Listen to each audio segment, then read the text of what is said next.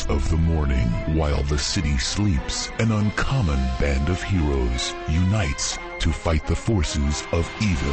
The Opie and Anthony Show. Oh, my sweet Jesus. With Op. I want to be known as notorious. No. Ak. Everyone is always in my way. Oh, you really are deluded. And B-Cup. Kind of fat-breasted and awful. And surrounded by dullards. Ben looks like poorly spliced film. Oh, it's hilarious. Whenever Steve yawns, it looks like the back of the Batmobile and it accelerates. Pocketosis. Eric, you're not going to cry. Shut up. And armed with superhuman powers. He pulls his pants down and just starts leaking into someone's garbage can. That's rule one. How about if he gives you the old chin tap with his helmet? That's all right with me. They are living among us, average citizens, average heroes, quietly and anonymously continuing to make the world a better place. Controversial talkers Opie and Anthony. We are just dicks. You better just sit back and watch. Yeah. Wait, what? The Opie and Anthony Show. Oh. But enough of this palaver. Let's get the show on the road.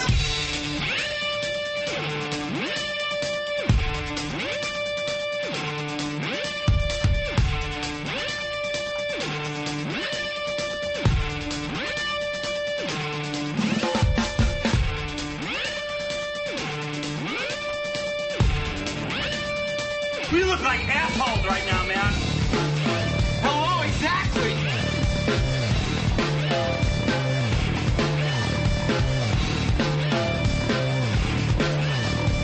Good morning. We're all sitting down and ready to broadcast. Broadcast. But yeah, that was kind of cutting it close, wasn't it? Usually we hang out in here for a few minutes, look at what we want to get to. Today it's sit down and broadcast. Yeah, we really, we stayed in the office a little long today. And again, I looked at my watch and I'm like, holy shit. We're trying to do a show. We were talking like, I don't know, old ladies in the office. Like hens. Talking about our problems in life. Our life issues that we have. Business things and... Ugh. Anthony's talking about a mold inspector or something. Trying to buy a house. You know, I've been trying to buy a fucking house for 2.5 years. Did you I've notice? actually been trying for 2.5 years to buy a house. Did you notice I was trying to show interest? But I'm sitting there like, it's 6:10 in the morning and he's talking about fucking mold. What does our lives become? Like, and then I felt guilty because I went back to reading because there's a lot of great stuff in the paper today, and I'm like, man, I better look up a couple times and show interest because it's my pal. He's reaching out to me here. He's trying to buy a house, but then again, I'm like, he's talking about fucking mold. Oh. What happened to us? You think Jimmy... We used to be shock jocks and rock jocks, and we used to talk about boobs and this and that, and it's come down to this. Fast forward 10 years. I got a fucking mold inspector that's holding me up. No, but it's not. It is actually kind of interesting. Yeah. Well, you got to go. What exactly? What do they have to inspect for? Shut up. All right. There's no mold. That's just it. Everyone's got their hand in the till. It's been inspected. Then all of a sudden, they need another inspection because some guy knows a guy that does that, and they figure, here's another easy fucking couple of $100. So they send this guy, and then it's just. There's a long line of people with their hands out in between someone that wants to buy a house and someone that wants to sell a house. It should be an exchange of a check and a hearty handshake. But there are so many hands in the middle going, what about me, boss? What about me, boss? Hey, what about me, boss? What about me, boss? Just grabbing money. Grabbing and taking and pulling. And it doesn't make sense. The best part about this, because you've been discussing this off and on for the last couple of weeks, there was a time, you brought this up in the old office before the show, there was a time you wanted to buy someone's house. Yeah. Knock, knock, knock, I want to buy your house. All right, here you go. Here's the keys. They didn't even have keys back then. No. They weren't scared of Schwoogies back then. And you just took over someone's house. That was it. Yeah. That was it. There was no real paperwork. Maybe there was one thing you had to sign, like, hey, I agree to give dude 3 horses, You give them 3 horses, a wagon, and a couple of slaves. Right. And then the house is yours. Fast forward a mere 100-some-odd years, and it's just a nightmare. Eventually, I think it's just going to come to a screeching halt, and people are just going to walk around this earth waiting for something to happen that never happens. Yeah. Yeah. Because of the red tape and all the bullshit. Too much red tape. We're going to just stop functioning, I think. Yeah. It's lawyers. Lawyers I put at the top of the guilt list. They're guilty because they feel that they've got to just get involved in everything and write up all these rules that get them involved in things so they could get paid. Yeah. And then other people are in there. There's a whole buddy-buddy mentality when it comes to buying a house. Everybody knows somebody else that can help you out with this, that, or the other thing. Instead of you picking your own people, like it starts with the builder and the realtor, and they know this guy who knows this guy, and it's all these people that know each other that are like, yeah, this guy seems good for $300 here, $500 there, you know. And I finally just lost my fucking mind last night with the mortgage guy. I just lost my mind on him because a week ago I'm hearing, well, it's done deal, mortgage is done. You're ready to buy a house. Here it is. Oh, and then he pulls a Columbo on me. Oh, but there's just one more thing. Just one more thing. Yeah. There's always just one more thing. The mold inspector that was in your house needs to send a letter verifying that there wasn't any mold. Well, what did he do? I thought that's what he did. That's what he did. He has to send over his license. Oh, he does he? I did a little research. There's no such thing as a mold inspector license. No such thing. No such thing. No such thing, Jimmy. No such thing. No such thing. Are you saying that doesn't exist? There's no such thing? There's no such thing. It's an apparition. It doesn't exist. But how do you become a certified mold inspector? You don't. There's no such thing, You work Jimmy. for some kind of pest thing. Like if you want an inspector to come over and check for termites and water and this, that, it all fits into the whole thing. But there isn't Mr. Mold that comes out, hello, I'm Mold. Here's my mold license. Inspector Mulder. So who was lying to you? Huh? Was the mortgage guy lying to you? Or was No, he didn't know either. It's the broker goes through the bank, of course, and the bank lending the money wants to make sure everything's hunky-dory. Sure. Everything's hunky-dory. It's a brand new house. No one has lived here before. It is just built. They are still putting little doodads in it. It is not an old house. It has been checked for mold. There's no mold. But for some reason, the bank wants this thing because I think the bank is tied in with this guy who knows a guy. It's all this fucking nepotism shit that's going on. So I just unloaded on him last night. I was using the F word. It sounded like me on the radio show. I was talking to this mortgage broker just cursing like crazy. Did you call him any of those curses that you come up with that make no sense? No, I saved those for special occasions. I was just very pissed off. Yeah. And, he's got a commission to make on this thing. And I got our super agent Bob Eatman on the phone and had him call and maybe discuss other options that we might be looking at aside from him. And I heard no, we'll get. I'll call you tomorrow with everything. Don't worry about it. Everything's taken care of. So with the license, what did he say had to happen? Like the guy that they had to charge you more money to have the license do what? Right, to have a licensed mold guy come in and make sure there isn't mold. But there isn't, and there is no licensed guy. Oh, what piece But of someone shit. called me. But some guy called me and said he's willing to go in there for $450 in check. And I was like, you know something? Yeah, I'll call you back. Don't bother calling me. I'll call you back. Fuck, dude, I'll do that for you for $300. There's no reason. You don't need Right. a licensed guy. I've Jimmy, been doing that for years. Sold. Yeah. You're in. They're just complicating everything in this world. Momo wants in. Momo. Gentlemen. Hey. Hey, what's going on? What's up? Nothing. Listen, Ann, I Yes. just wanted to give you a heads up, say, look, because I just built a house about a year ago. I used to live in Harrisburg and recently moved to, well, not recently, but about 5 years ago, moved to Memphis. Anyway, point being is that there are a lot of shysters out there when it comes to the, especially the mortgage brokers. Yeah. there was the builder that we used, we were real fortunate. We had no problems whatsoever. Now, I will say this, though. They make it like buying a car anymore. When you build a house, you pick out which model you want, what your options are, and then they build it for you, which is actually not a bad deal. And they kind of, to make the process less painful, they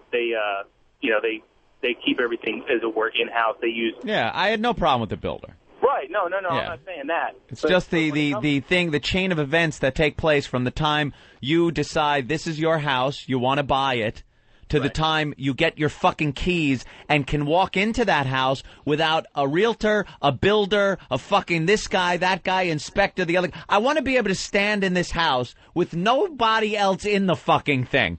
Nobody trying to push or fucking talk about it or anything. Leave me alone. Give me my keys.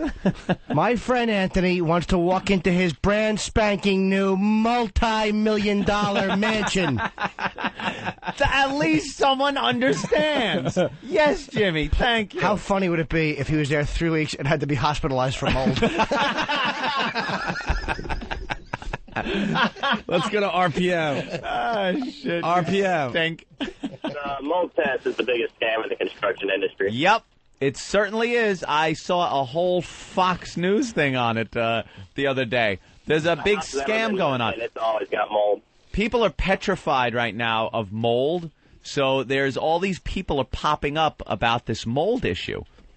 If it's really got bad mold, it's a problem. But if a house never been lived in, it's got some type of mold in it, and it's a scam. Put it this way. Yeah, the house I'm in now that I'm renting, it had some ceiling leaks at one point and things, and I'm calling the landlord and stuff. And I've seen the black around where the leaking is and know that's mold. And, what are you going to do? I don't fucking own the place. I rent it. You live with it. It's fucking mold. I've bitten into a sandwich once and gone, ooh, what's that taste? You turn over the bread and look, there's fucking mold. It's mold. We live on this planet. We share the planet with the mold. I ate a blueberry the other day that had some kind of mold on it. So. We live with mold. Don't be so scared of mold. I understand some people breathe mold in, they're gone. They drop dead. Mold is your friend. Mold is your friend. Let's get bumper stickers made. But mold I know. is your friend. You ever peel back a clit hood and you see a little green stuff with fur on it? It right? happens. Dig in. You tough it up and you finish. Then you leave the mausoleum. Watch it out, guys. Oh, my God. Without getting long or technical on this, it's a new house. The guy that was inspecting for mold went down there, did the check. There's no mold. He did a humidity test. The basement is 35% humidity. Now, this is, like, unheard of in a basement. I do believe that's terrific. It's dry. The conditions are not conducive to the growth of mold. If it was, then I would say, all right, let's get a guy in there, check the air, which takes 2 fucking weeks. And if there's a problem with leakage, the basement's completely dry, and it's not even humid down there. So enough with the fucking mold. Enough with the moose. Let's just buy the fucking house. This is a tough basement. I don't need to tell you that. Tell you that. You got a problem with mold? Because you forget the mold, Arthur. Taking the knife out of the mold. You think you want some mold? Let's go to Paul on Long Island. Paul? Hey, and what about this one? I bought a brand new house in East Northport. Yeah. Fucking title search. Who fucking owns the house before me? It's brand new. Dude, the money that you got to spend on a title search, who lost it? That they got to search for it. It's a new fucking house. And then they're telling me, well, the property that it's built on, they got to do a title search. What, did someone lose it along the way? Title search. And it's an amazing amount of money for nothing. For something that's in a file somewhere in a lawyer's cabinet. You know how I saved money on the title search? That when they were looking for it, I found it, I ran it, I went, yoo-hoo, I have it. Here Stop it is. the search. I searched for it. Here it is. Got it. Let me loose in the file cabinet. I'll dig it up. Yeah. And it's not going to cost me fucking a couple of grand. Here it is. It was in a box in the closet. Found it. Found it. It was crammed up my asshole along with those other 50 hands. People reaching for things. One other thing with gravity is something called centripetal force. Look it up. Don't start with that No, thing! enough. There's a thread on the message board 6 pages long about that. We all know about gravity. If you're spinning, you have gravity. End of discussion. Exactly. Thanks, Jimmy. For Guys, clearing that I'm up. looking to buy a house, too. Yes. Here in New York City. Have fun with that. And I see my future because I'm a little behind Anthony right now. Dude, you know something? I'll be looking at some more places today, man. You'll learn from me. Everyone's got their hand in the till, and get somebody behind you that is on your side. Well, you know, you got to learn the whole thing. You got to go through the process, you know. And I've been looking for about a month now, and I'm sick of looking at dead people's houses. Oh, is that what the city's full of? That's why they're selling. That's the only reason. That's why they're selling, unless you go for new construction. Yeah. If you go with anything that's a little older, that means that person died, and that's the only reason that. How did it happen? And that's the only reason the house is up for sale. Oh, no. I told you about the brownstone I was thinking of buying. Yeah. Well, part of the brownstone. Part of a floor. If we didn't do that old Sex for Sam thing, I could have bought the whole goddamn thing. Oh, please. Mortgage. Right. Lay out cash like I'm paying for my morning bagel. Right. But we had to do the sex in the church. So now I can only buy part of a brownstone.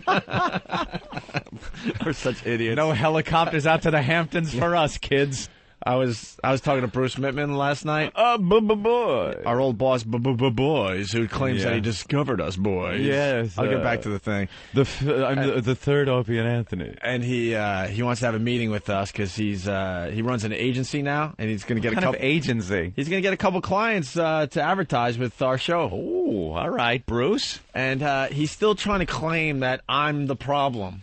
I'm like, Bruce, that was, we worked with him, starting 10 years ago, and then for maybe a 2 to 3 year period. Uh-huh. We've been out of his watch for, over 7, 8 years now, and he still thinks I'm the problem. I'm like, I'm not the problem. Because he's convinced I did the mayor. Well, I did the mayor thing, I guess. Yeah. I'm like, look, Bruce, the Sex for Sam thing, it wasn't really my thing. Something we all did. It was kind of a group effort on that one. We had done for a couple of years, so. But anyway, he's going to be coming on the show very soon. He said if we take a meeting with him and his clients, he'll come on the show and we could beat him up. I would take a meeting with Brucey out of nowhere, just for the stories. And I go, Bruce, you have people all over the country imitating you, and these are newer fans. They have no idea where this impression comes from, but they love it. Oh, to have him on the show would be great. Yeah. So everyone could hear him. Boys. Right. I remember a time. Anyway, so getting back to the house hunting, I told you about the brownstone with this really nice French family. And the place was beautiful, and I'm like, why? This is an old story, but maybe for the new listeners, this was a couple weeks ago. And I'm outside talking to the people that showed me the house, and I'm like, why do they want to sell? It's kind of weird. And they hinted, well, they had a tragedy. Which I guess is not... Tragedy. Oh, no, this music Oh, again. God. And it turns out their son committed suicide in this brownstone I was looking at, which is horrific, obviously. Did they say how? And now, the first thought in my mind is, where did he do it? Right. I just saw the whole house. I'm like, was it in that beautiful backyard? Was it in the room with the big flat screen TV? Was it in the back bedroom? Yeah, is it a room I'm going to be spending a lot of time in? Was it in the tiny bathroom? Was it in the bathtub? So I got so creeped out. I'm like, ugh. And I'm noticing as I continue my search, that's all it is. Dead people selling their houses. How did he kill himself? Or the family selling. I don't know. I didn't want to know. Oh. At that point, I just didn't want to know. It was creepy enough. But that's what I'm finding out. I went into another place, and they had like handicap rails all over the bathroom. Oh boy. And then there was a picture of some older guy in a wheelchair, and they didn't even remove the wheelchair from the place. So the dead guy's wheelchair is still there? Still there, and just in case you're wondering what it's all about, there's a picture of a guy in that wheelchair on the wall. And then you go in the bathroom, and there's handicap rails everywhere. I'm like, great, guy died, family wants to sell the place. Thank you. Did it smell like old guy? No, it was decorated old guy. This is the thing I hate about looking for houses. Like I said, I looked for 2.5 years. 2.5 years. looking. And originally, I was looking at just houses that people live in, still that were built and people had lived in them and stuff. I got so tired of other people's disgusting shit that I finally just said, no, new house. New fucking house. Right. You walk in and there's some yappy dog, and all you see are stains on the carpet, and you know that underneath the carpet there's just big piss stains all over the place. Or some fucking Conchita is cooking something that's just embedded the smell of Mexican food into the walls. The bathrooms, it's just like old fucking toilet. Well, you could go in here and have the bathroom redone. Yeah, that's what I want to do. I want to buy a house and then have a construction crew in there for fucking months getting a new bathroom put in. How many times did you walk into a place and just go, they want how much? Yeah, for they this? want what? They want what? What? This is what I get with my money? Yeah. Huh? And it doesn't matter how much money you're making. I'm sure there's a lot it's of all people can relate. It's all relative. It's all relative. It's all relative. You have an amount of money you could spend on a house, and you think it's a good amount. Yeah. For the type of life you got, and then you start, looking at houses in that price range, and you're amazed. You're like, yeah, this is all I get for my money. You want to buy a $300,000 house? You look at a $300,000 house, and you don't think you should be paying any more than $200,000 for it. You understand. Right. That's how it is. I had $2,200 for a down payment, and it was what a nightmare. Wow. I wanted to buy new construction in Manhattan on Park Avenue, and I had $2,200. Half of it was in cash. Oh, I thought you said 200. 2,200. That's right. Well, highfalutin. That's right. In cash, 1,100 of it. Cash money. Half it. Well, okay. Well, the search continues. Yeah. We got to move on because we have so much to do today. Mm-hmm. So much. We got more Pharrell calls. And we also have bad... You know what? We should start where we ended the show yesterday. We wanted to go with Bad Boy of Figure Skating. So we'll do that in a few minutes here. All right? But first, Schizo Bill, we got an update from his friend Bill in Cleveland. That brought him good. down Everyone's for name is American Mess. Bill with these people. I know. That's what makes it a little confusing. Bill in Cleveland, how's your friend Schizo Bill? Oh, he's a little upset right now, Opie. Why? Oh, there's someone that started a website, schizobill.com. Yeah. And he's trying to make money off of it. How is he trying to make money? He's if you go to schizobill.com, you see that he says, send the, what does it say here? It says, send the webmaster money at your leisure and check me out at MySpace. That's fraud. Yeah. Send the webmaster money. Yeah. Jeez, that's not even trying. Yeah. Is he also a mold inspector? Anyone that anyone that sends that guy money is just stupid. An ass. Yeah, definitely. But he's posing as Schizo Bill, though.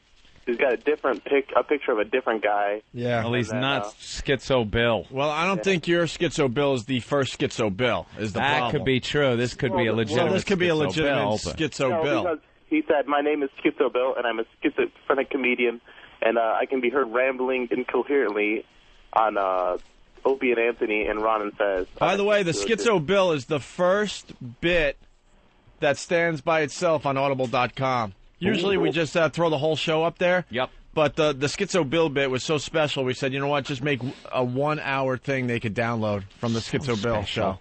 So it's on Audible.com for your downloading pleasure. It's just another Schizo Bill, I'm thinking. We got his picture up here. From the Opie and Anthony show. Oh, he does? Yeah. All right, that guy is a fraud. Liar. That's a fraud right there. I'm sure that site doesn't have much bandwidth allowance.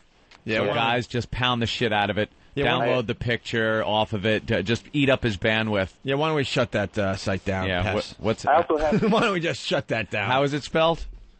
SCHIZOBILL.com. Okay, well, who's going to find that? I mean, IZOBILL.com. Go ahead, guys. Just bring that site down with traffic. Goodbye.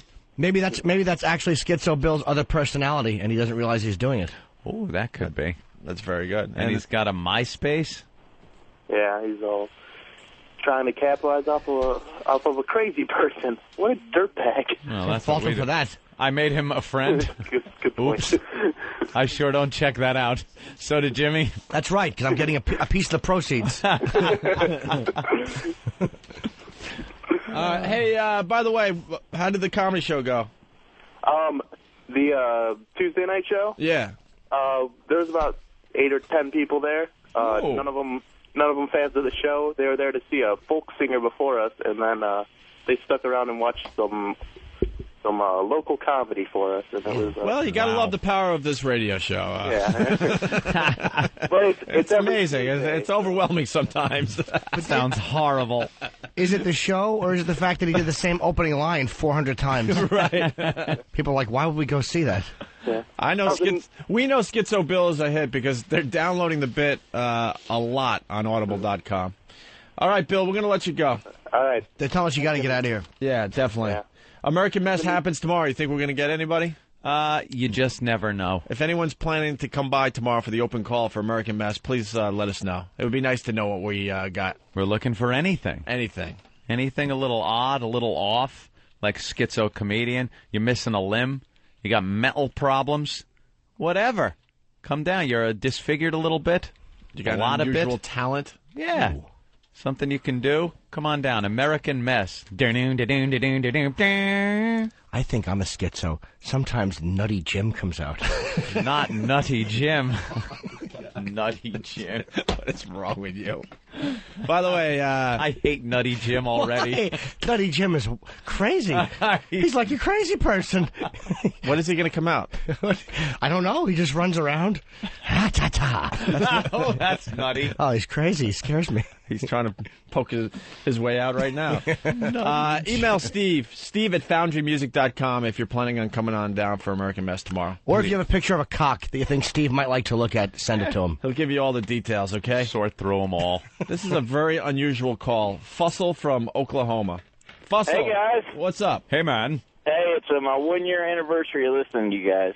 Oh. Happy 1-year anniversary of listening to us, guys. Well, hey, happy 1-year anniversary for having me as a listener, guys. How have we done over the past year? Think back now. Remember 1 year ago, newbies to satellite radio, and now, how have we done? Well, how about this? Let's start. What made you mark the day? Oh, that's true. I was driving back from Shreveport, Louisiana to Oklahoma. I had been down there working, and you guys entertained me the entire distance.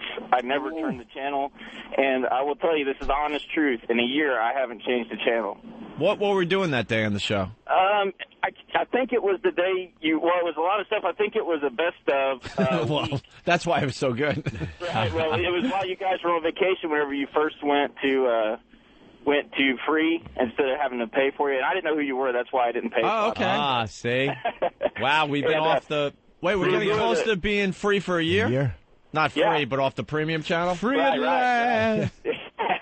But you were doing the Trainables audio, and it was friggin' hysterical. I mean, I thought I was going to wreck all the way home. I laughed and laughed. My wife would try to call me. I'd hang up. And, interestingly, speaking of my wife, the other day we were watching... All right. Oh, God. Happy anniversary, shit dick. Why do we send a card? You are horrible. Speaking of my wife, beat it. Oh, that's terrible. The guy, 1 year, very happy, remembers where he was when he found us. Exactly. We were that important to him. Hasn't changed the channel in a year, and he gets hung up on by Opie. Please, God, let him still be talking. Sir, that was not me. I would have respected you and let you continue. As he's looking at the phone right now going, what happened? I hope a truck bumper is approaching him, and because he doesn't see the traffic jam ahead of him. That's the last thing he should think of as he hits that truck. Tell a boring wife story, though. I mean, because my wife calls and she wants me to get off the phone, but I'm going, hon, I'm listening. Exactly. Are you? Are you? We just didn't need. Oh, wait, Nutty Jim. I think I heard Nutty Jim. No, you didn't. I think he's trying to poke his way out. I don't think he's out yet. No. Not a new character. I agree. No new characters. Well, he can't do Liddy anymore because the stupid yogurt doesn't come with the covers anymore. G Yogurt Liddy? Yeah. Yeah, you can't do that anymore. Oh, yes, speaking of which, G Gordon Liddy will be on the show tomorrow.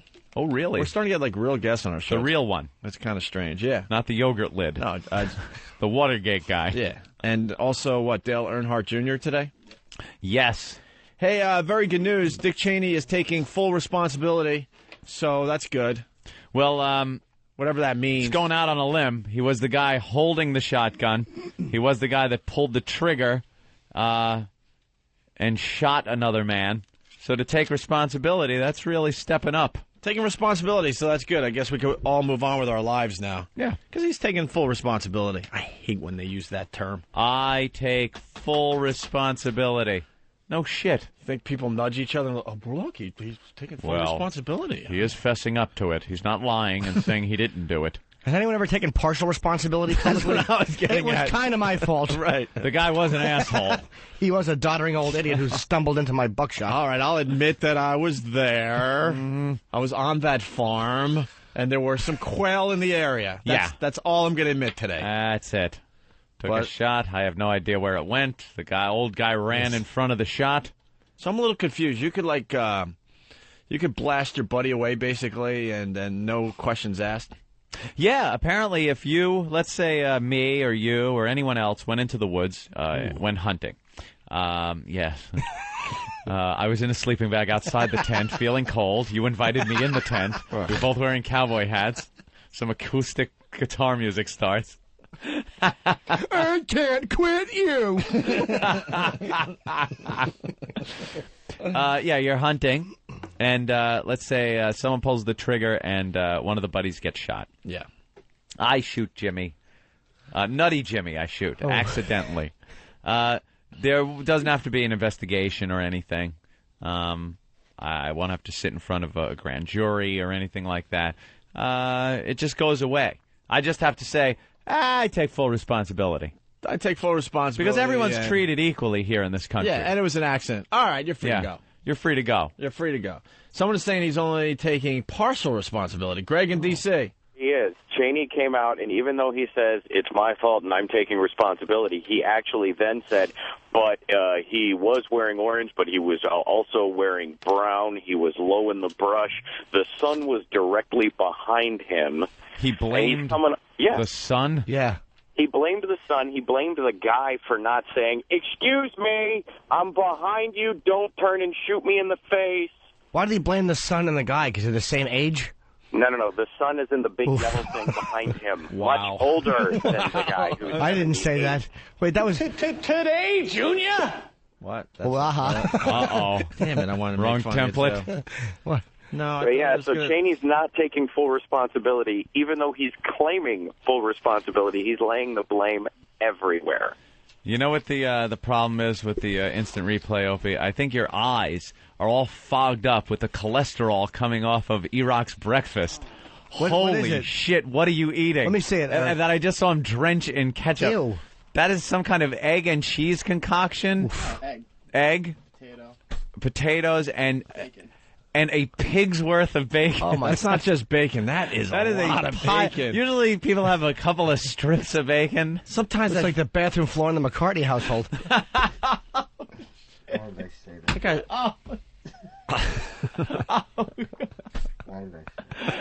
Because you're a horrid human being. That was nutty, Jim. That wasn't you.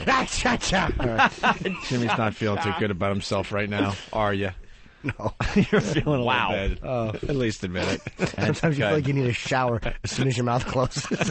At least it doesn't have mayo on it, though. All right. That is a lot of bacon, though. That is a lot of bacon. That's going to be a really solid stool you drop out there later. What's your cholesterol? It was 207. 207. 207. That's wonderful. And you're not even old. How old are you? You're not even, what? 27. He's 27. He's already over 200. What's healthy cholesterol? I'm 170 and under. It's funny. Holy shit. I'm 136. Thank you. I just had mine checked. It's 85. Jesus Christ. I swear. What do you eat, notebook paper? It was 85. Holy Are you kidding? I'm not kidding. Anthony, you have to have some cholesterol. Coincidentally enough is my weight. It was 85. 85? 85. What's wrong with you? I eat nothing but chicken and broccoli and drink nothing but water. Occasionally, I'll have an oatmeal cookie. What? Ooh, you nut. Ooh. What has a lot of cholesterol in it? I don't think I eat much either. Look at Iraq and what he's eating. Mayo. I don't eat mayo. This is Iraq talking to his heart. Is this on? Is this on? Is this on? Wait, eggs or egg whites? Egg whites are okay, right? Egg whites, yeah. He's in the borderline high-risk category at 27 years old. Wow. That's good, E-Rock. 200 to 239 is borderline high risk. High risk starts at 240. Why don't you stop with the cholesterol, Eric? Mine was 360 at its highest. What? 360 was my cholesterol. Shit. Because then I went on. My biggest problem was not even my eating or anything. I went on. I had high cholesterol because I really ate like shit. Family history of high cholesterol and shit. So I went on Accutane because I silly me, thought once I hit my 30s, my acne would go away. But no, of course not. So I went on Accutane, which gets rid of it. It's amazing stuff. But it's completely gone. Yeah, you should do it when you're a kid, though. When I first met you used to still get the goiters. Still get big fucking, like, cystic fucking zits. It was horrid. Anthony didn't get the small ones. No. No, they were big ones. It sucked. And you'd think, into your 30s, it's going to go away. When I was in my teens, I'm like, well, at least, once I hit 20, it'll be gone. At least I'll grow out of this. All through 20s, 30s, it just lingers on. And then finally decided, I'm taking the Accutane. Any of you kids out there that got the zits really bad, get on the Accutane. It's great stuff. But it does have a side effect for the 6 months you're on it. Because you're on it for 6 months. It elevates your cholesterol. So you got to go every month to your dermatologist to get your cholesterol checked. And I already had high cholesterol, and I was like, Doc, I don't care. I got to get rid of this. Just do it. So as he's checking every month, it kept going up higher and higher. I got into the high 3s with the cholesterol. Damn. And because at that time I didn't care. I'm still smoking, eating like shit, drinking, and it was just awful. And it never went back down. So now 85. I'm happy. 85. No, high 3s. You actually have to tie off your arm and hit a vein and inject pig grease. Oh, it was that's pretty much what it was. Jesus, that's how I was eating. All I ate was beef. All I ate was high like cholesterol? Beef. That's all I ever ate. Was that bad in cholesterol? All I drank was beer. I honestly don't know. Yeah. I don't eat much beef. Yeah. If you're going to eat beef, you should get a lean cut, they say. Yeah, and every once in a while. But no, every night it was nothing but beef and fries and a lot of eggs. And then remember at NEW, Rick would go out and get Burger King or McDonald's, and I'd be like, yeah, get me a quarter pounder, get me and a cheeseburger, and supersized fries, and you're just like shoving this fucking glue into your system. Horrid. Some guy... Now... 85. Holy fuck. Kim in Washington. I want to rub your tummy. Kim? Yes, sir. Kim? Yep. 560 HDL, 480 LDL. Nice. What's HDL, LDL for those that don't know? Nice. Nice. HDL is the bad cholesterol, LDL is the good cholesterol. Wow. You should be like 130 LDL or 130 HDL and like 89 LDL. But then again, I also am a fat fuck, so. I smell bit. Wow, what? Cholesterol? What's your cholesterol? Hey, everybody. What's your cholesterol? We want to know. Nutty Jim, what's yours? 2 million. That's insane. My blood sugar was like 790. Dude, what are you doing? Your numbers don't add up. What is wrong with you? His apartment's going to be up for sale soon. Yeah, where do you live? I live in a truck. It's funny. He's got a 2-bedroom, 1-bedroom he uses as a kitchen. Yeah. Well, the scary thing is I'm driving a commercial motor vehicle down the road. Hey, can you leave your XM unit to maybe an Opie and Anthony fan so we don't lose the sub? Not a problem. All right, Kim. That guy's never lost a sub in his life. Good luck, bro. And nobody's going to want his unit to have like fucking grease stains all over it. Mayo prints. Let's go to Chris in Texas. Chris? What's up, guys? Hey, man. Not much. Actually, I just want to call up Jimmy. I went to jail this weekend wearing one of your shirts, and people pretty much kicked my ass all weekend. What was the shirt? What happened? It was the Sharon Tate Got Milk Charlie Manson shirt.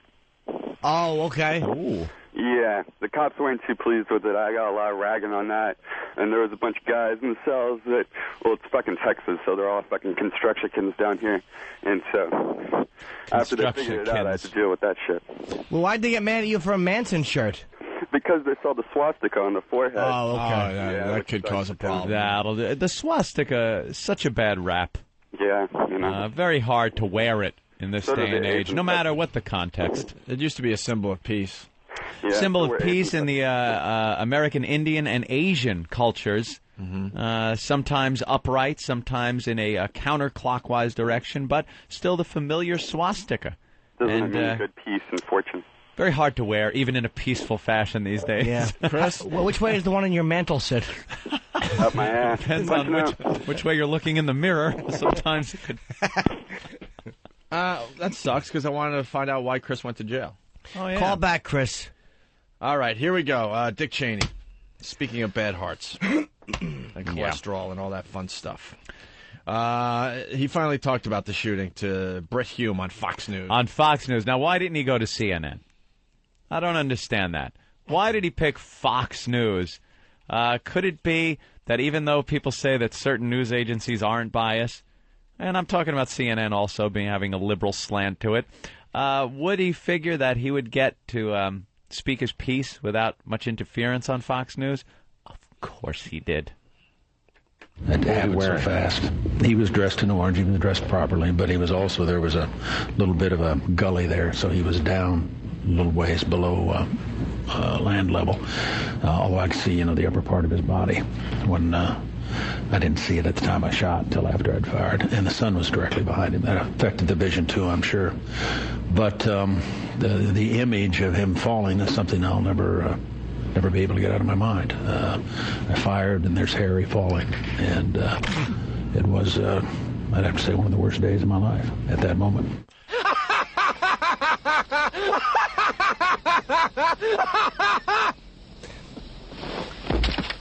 Well, how do you think Harry felt after he had a bullet in it and you're running over yelling, "I got one with a hat! I got one with a hat!"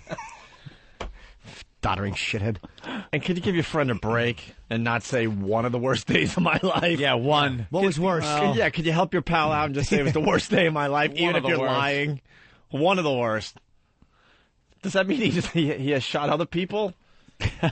Or something that happened that wasn't involved with the shooting bothered him more than almost murdering his friend in a hunting accident. Right. One of the worst. That's wonderful.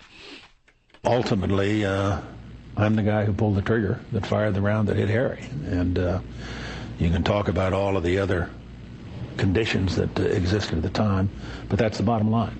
And there's no, it was not Harry's fault. You can't blame anybody else.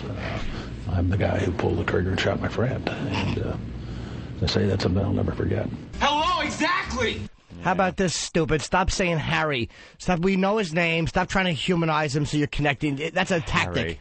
Harry. There's a connection between these. We know he's your friend. We know you didn't mean to shoot him. Shut your face. I shot Harry when Harry met Bullet. Shut up. Harry. If you knew Harry like a... What thought did you give that evening to how this news should be transmitted? My first reaction, Brett, was not to think I need to call the press. My first reaction is my friend Harry's been shot, and we've got to take care of him. That evening, there were other considerations. We wanted to make sure his family was taken care of. His wife was on the ranch. She wasn't with us when it happened. We got her hooked up with the ambulance on the way to the hospital with Harry. He has grown children. We wanted to make sure they were notified so they didn't hear on television that their father had been shot. That was important, too. But we also didn't know what the outcome here was going to be. We didn't know for sure what kind of shape Harry was in. We had preliminary reports, but they wanted to do a CAT scan, for example, to see whether or not there was any internal damage, whether or not any vital organ had been penetrated by any of the shot. We did not know until Sunday morning that we could be confident that everything was probably going to be okay. I didn't really count from the beginning, but I'm guessing there were 6 Harrys. Just in that clip? And on the 2 clips together, there was 6 Harrys. Harry. My friend Harry. Well, Harry was in the brush. It's a little weird when he says we weren't sure how this was going to, play out or whatever. Harry. Yeah. He wasn't sure if, maybe there'd have to be a major cover-up. Oh, wow. And that's why just he was waiting. bury Harry in that gully he was in, walk away. We never saw him that day. He was supposed to meet us for hunting, but... Hey, we started hunting together, and he just wandered off into the woods. He went off. We think he just lost his mind. We looked for a few hours, but... Vice President can't cover up a body. No one can. Come on. Right. He's got people. We'll take care of this, sir. Yeah. We'll take care of this, sir. Secret Service probably has a code for it. We have a downed quail. We have a downed quail. All right. Good old Harry never existed. Yeah. Nope. That's it. Operation Disappear Harry. And even his own children say, hey, no, we don't. We never had a father named Harry. Calls up Marcellus Wallace. Right. Negro, that's all you had to say. And the wolf will be there shortly. All right, what do we got here? A hunter shot in the face? Gentlemen, I'm going to need you to clean up the area. Fucking Dick Cheney walks into the White House wearing those crappy clothes from Pulp Fiction. You look like a couple of dorks. They have to hose him down naked in the backyard. I'm sure you've both been a lockup, gentlemen. You know what? I hate when we miss the obvious answer to something or the obvious joke. Uh-huh. Brian from North Carolina is going to make us all look stupid. All Brian? What's up, guys? Hey. Hey, Cheney's worst day was when he found out his daughter was a lesbian. There you go. Take care, boys. There you go. Now it all makes sense. So, Dick, when you drove up here, did you see a sign that said Dead Harry Storage? So that would have been funny. They said, Mr. Vice President, what was your worst day? And if he just kind of hinted to it, he goes, well, I was talking to my daughter, and I smelled something on her breath, and then I went, hey. Hey, it's Trout. We finally have something in common. Because storing dead Harrys ain't my fucking business, okay, Dick? It does raise the question of whether you couldn't have headed off this Beltway firestorm if you had put out the word to the national media as well as to the local newspaper so that it could post it on its website. I mean, in retrospect, would not have been the wiser course? Well, who's going to do that? Are they going to take my word for what happened? There is obviously a obviously you could have put the statement out in the name of whoever you wanted, and you could put it out in the name of Mrs. Armstrong if you wanted to. I mean, obviously, she's the one who made the statement. Exactly, that's what we did. We went with Mrs. Armstrong. She's the one who put out the statement, and she was the most credible one to do it because she was a witness. It wasn't me in terms of saying, here's what happened. You mean to tell me that in order to hit a quail that is flying left to right, that you have... Oh, shit, I shot Harry in the face. That is some repugnant shit. That is some fucked up, repugnant shit. And just the arrogance of the media. Why did, they should be notified first. You hear this pompous piece of shit talking to... Ugh. Yeah. There wasn't any way this was going to be minimized, Britt, but it was important to be accurate. I do think what I've experienced over the years here in Washington is as the media outlets have proliferated, speed has become sort of a driving force, lots of times at the expense of accuracy. And I wanted to make sure we got it as accurate as possible. Well, you should have gotten your shot accurate. Catherine was an excellent choice. I don't know who you could get better as the basic source for the story than the witness who saw the whole thing. Man, he uses the media to his advantage. What is he talking about? Yeah, right when it happened, they went into spin control right there on the spot. You know, I'm sure Harry's laying there. Cheney travels with a medical team, so they were on him, taking care of him. I'm sure they were alerting a hospital and everything. And all Dick Cheney and his other people were doing was, all right, how are we going to deal with this? This is a big fucking story. So it was all spelt out. It wasn't just one of these things, well, I was thinking about Harry, and there are people, it's their job to keep things under wraps for 18 hours or so. Protect the vice president so it doesn't come out sounding... That's why the whole thing sounded so nothing when it first came out. If they had released it right away without any details or anything, oh my God, the vice president shot somebody, that's all we know. So they wanted it to sound very, hey, peppered him with a few shots. It's okay. It happens all the time. Meanwhile, we know it was a little more serious. And what's the latest on good old Harry? He seems to be sitting up and eating. And working. They said he's doing a little of his lawyer work. And, who knows? They're going to leave all the pellets in him. He's got somewhere between 10 and 500. I don't know what they said, 10 and 100. Something ridiculous. Kind of sitting around. Just kind of moving around. Rocking and rolling. Be fun at the airport. Moving over here a little bit. Get on a plane every time. Coming back I'm over Harry. Remember? News, I was shot. Vice President. That's why I'm beeping through the metal detector. Can I get on the fucking plane? That's why I'm beeping like a pinball machine.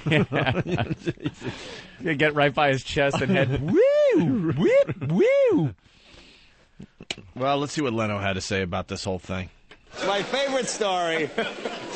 Well, today Dick Cheney finally answered questions about the hunting accident on Fox News. You know, I think Fox is a little biased. Right. They called it Interview with a Marksman. See, that seemed a little biased. No, in this interview today with Brit Hume, Dick Cheney took full responsibility for shooting a fellow hunter.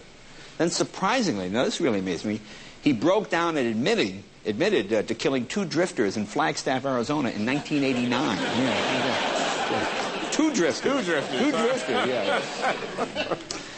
You know, I'm not sure I'm not sure I buy Cheney's excuse. Did you hear this, why it happened, why he did it? Well, he explained that this whole thing started years ago when he received a heart transplant from a convicted killer. Yeah, that's what it was. See, and that led all this. We're going to go into game mode today. Don't worry, we're going to have a fine show. All right, let me unzip.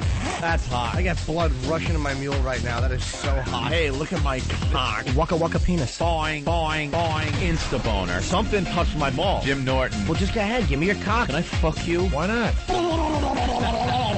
It's the Opie and Anthony Show. Where everybody goes to get young boys. I'm a young boy. Pick me. Good God, you're believable. What do you mean?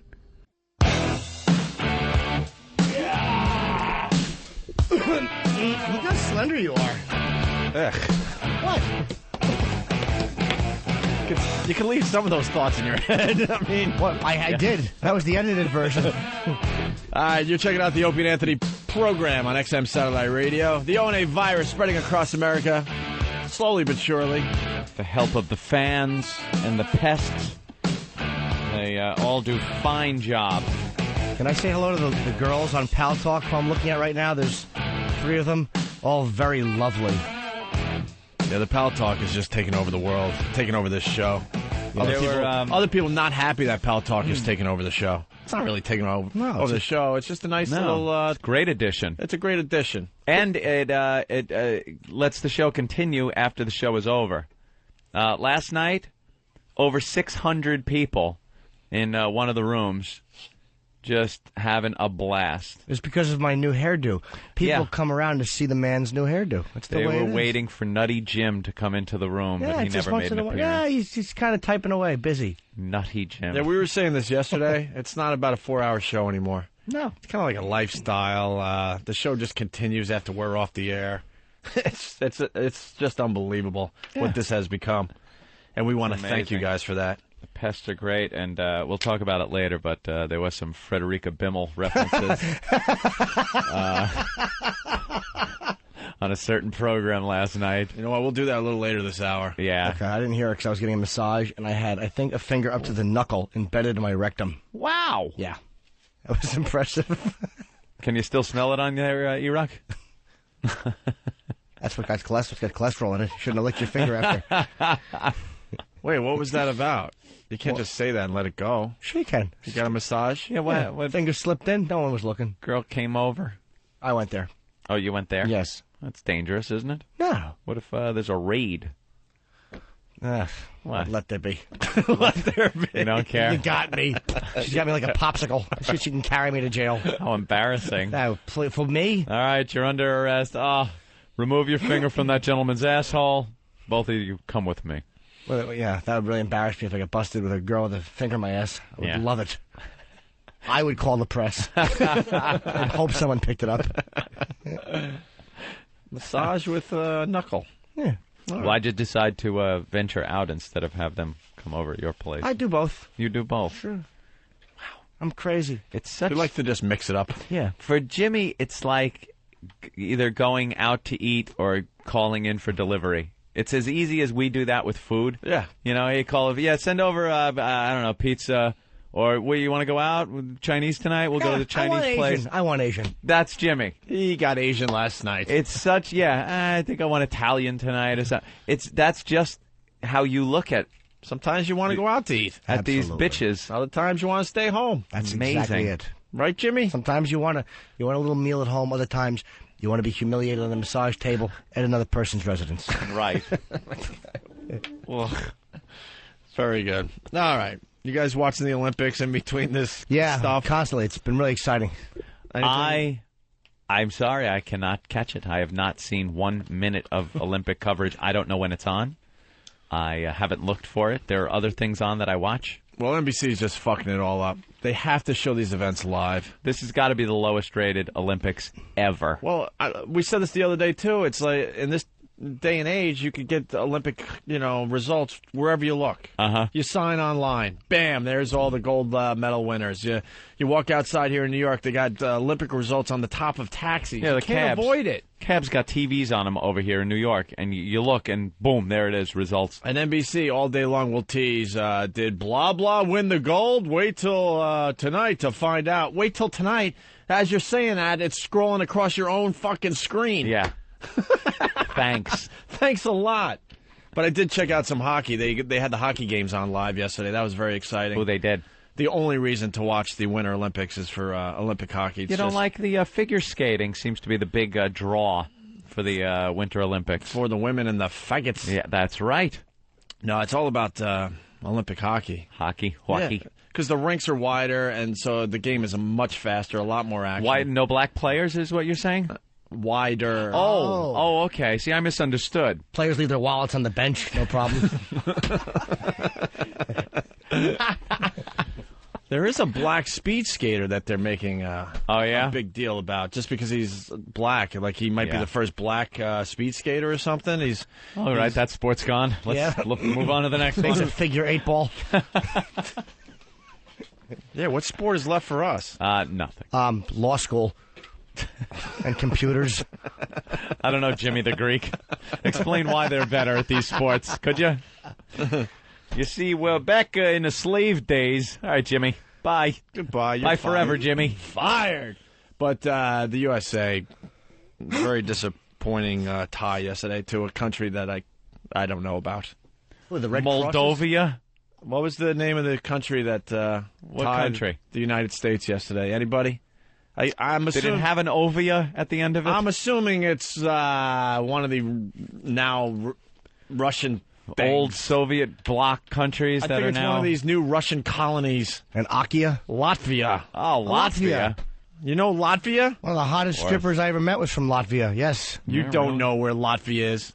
I do. I actually did a scene Where's in White Chicks Latvia? Incorporated with a stripper from Latvia. Yeah. All right, where is it? It's near Russia. I don't know exactly where it is, but it's near around that Russia. area. Yeah, it is. Do we even know if it's... No, it wouldn't be near Russia. It would be part of the old Russia. Well, yeah, which means it's probably near where Russia is. Well, what part of the old Russia? The left. The left-hand side. Yeah, it's... And do we have to go back to school to learn all the new countries? Yeah. It used to be a lot easier when we were growing up. There was just Russia. Now there's, 10 things that used to be Russia? I like Our when individual it was just countries? CCCP. Someone help us out. It. Where the hell is Latvia and what is it about? All right. Find out what Latvia is all about there, E-Rock. Do some research. Yeah, please. Let's see. I'm not... Latvia seems to be between Estonia, Russia, Belarus, and Lithuania, right off the Gulf of Riga. Riga, right.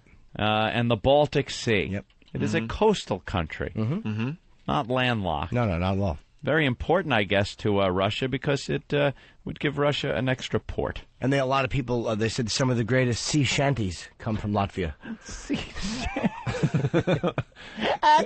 And what do they port? I don't know, but there's a river going through What are it. they sending out or taking in from that port? I'm sure horrid things. Yeah. American blue jeans and toilet paper. Vodka and borscht. All they ship out.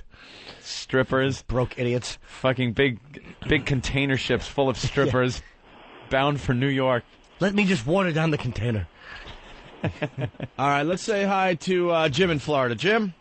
Hey, what's going on, guys? Hey. Hi. I saw that black speed skater on TV, and typically he's already fucked everything up. What do you mean? He put some patch on his shirt or his little skin-tight suit from some German bank that wasn't supported by the United States Olympic Committee, so they drew all their funding from him, and his black bombs on there raising hell about how he's being mistreated. He won't take the patch off. They said, they're not one of our corporate sponsors. We paid for you since you were a little kid to learn how to speed skate, and now you're fucking us. And he's just got a shitty attitude already. The man's coming down on him because they won't make him take his patch off his suit. So apparently it seems he's getting money from this bank. And they're not a partner. And they're not a partner, so... Would you say he's getting uppity? Oh, Jesus. Yeah. That's a he was, big word to use. Sir. He was doing what he was told, but his mom was typical black tit. Yeah. All right. Leave the speed skater alone. Leave him alone. One black speed skater. Leave him Take alone. the patch off. Yeah. Steve in Jersey, what's up? I taped that stupid game yesterday and walked around my house in silence for 2 hours after I got home from work. What, the hockey game, right? Yeah, just to wait and watch it. Made the mistake of checking my email before the game. Bang, the score pops up. Yeah, you can't. All night. I had a whole night planned. The wife was out of work. He's pissed. I had a whole night planned. Dinner and hockey. Ruined.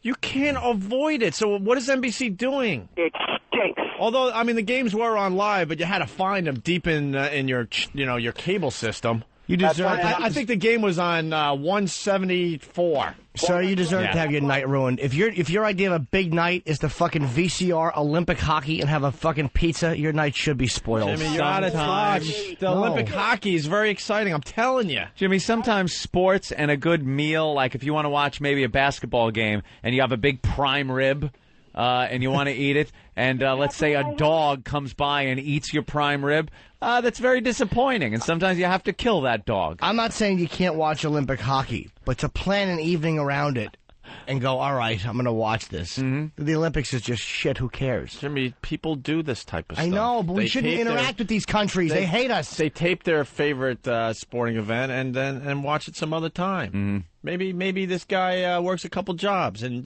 he wasn't home when it was on, right? Yeah, exactly. Yeah. And that's why I'm ditching work today. All right. Thank you, Steve. Later, boys.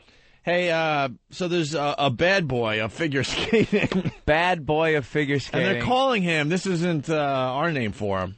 They're really the media trying. is calling this guy the bad boy of figure skating. No, they're not. They're trying. This is the Olympics, and this guy and everyone got together and they're trying to change the image of the male figure skater.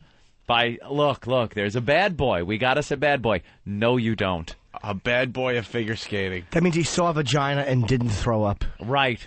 And he's the bad boy. There is no bad boy of figure skating. There's also a bad boy of chess out there. There is actually Bobby Fischer. Checkmate, motherfucker. I mean, this guy is a faggot. How do you become the bad boy of figure skating? You're a sissy, is what they would call you back in the old days. A sissy. A girly boy. Well, what makes you a bad boy? You're a sissy, but every once in a while you go, hey, look at the tits on her. What does he do? What makes you the bad boy of figure skating is what I need to know. Holds the girl up over his head and goes, he is a bad boy.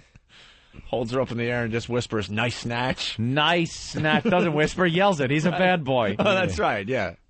Oh, and the whole audience, did I just hear that right? Did he look at her snatch and say, nice snatch? He is the bad boy of figure skating. Jim, no wonder they call him the bad boy of figure skating. Look at him go. Right. Ugh. Well, you want to hear some audio from the bad boy of figure skating? Please. All right, here we go. And the first track is labeled, People Should Be Scared of Me. All right. Is this him, by the way? I think that might be, yeah. Oof. See, they're talking about him right now on TV. Here he is, the bad boy of figure skating. Back in the short program, Johnny Weir warming up. He's rapidly become, on and off the ice, one of the most entertaining men in skating. A loose cannon to skating officials, a bit eccentric to family and friends, but most of all, a man comfortable with himself. People tend to think that I'm putting on an act, but that's just me. I've been raised What are you laughing at, Anthony? They're showing him on TV. Stop. That's the bad boy? That's the bad boy of figure skating. Dude, that looks like a fucking woman. It looks like Joyce DeWitt. Watch out. Watch out. The bad boy of figure skating is coming to get you. Oh, is he bad? Oh, my God. Stop it. That is the furthest thing. You could show this video to a gazillion people. The last words out of their mouth would be bad boy. I think the top of the list would be 8 gazillion faggots. He looks like a fucking Marilyn Manson album cover with that fucking awful short androgynous hair. He's a faggot. And his outfit. Good skater. Yeah. Wait, is he trying to blow himself in that last move? I think trying isn't even the word there, Opie. I think he did. Than, what is this? His outfit is supposed to represent a swan. A swan. Or is it a goose? The red glove is supposed to be the beak. The beak, I get it. And the feathers are trailing down his ball. It is known as the bad bird of the bird world. Or a cock. A cock.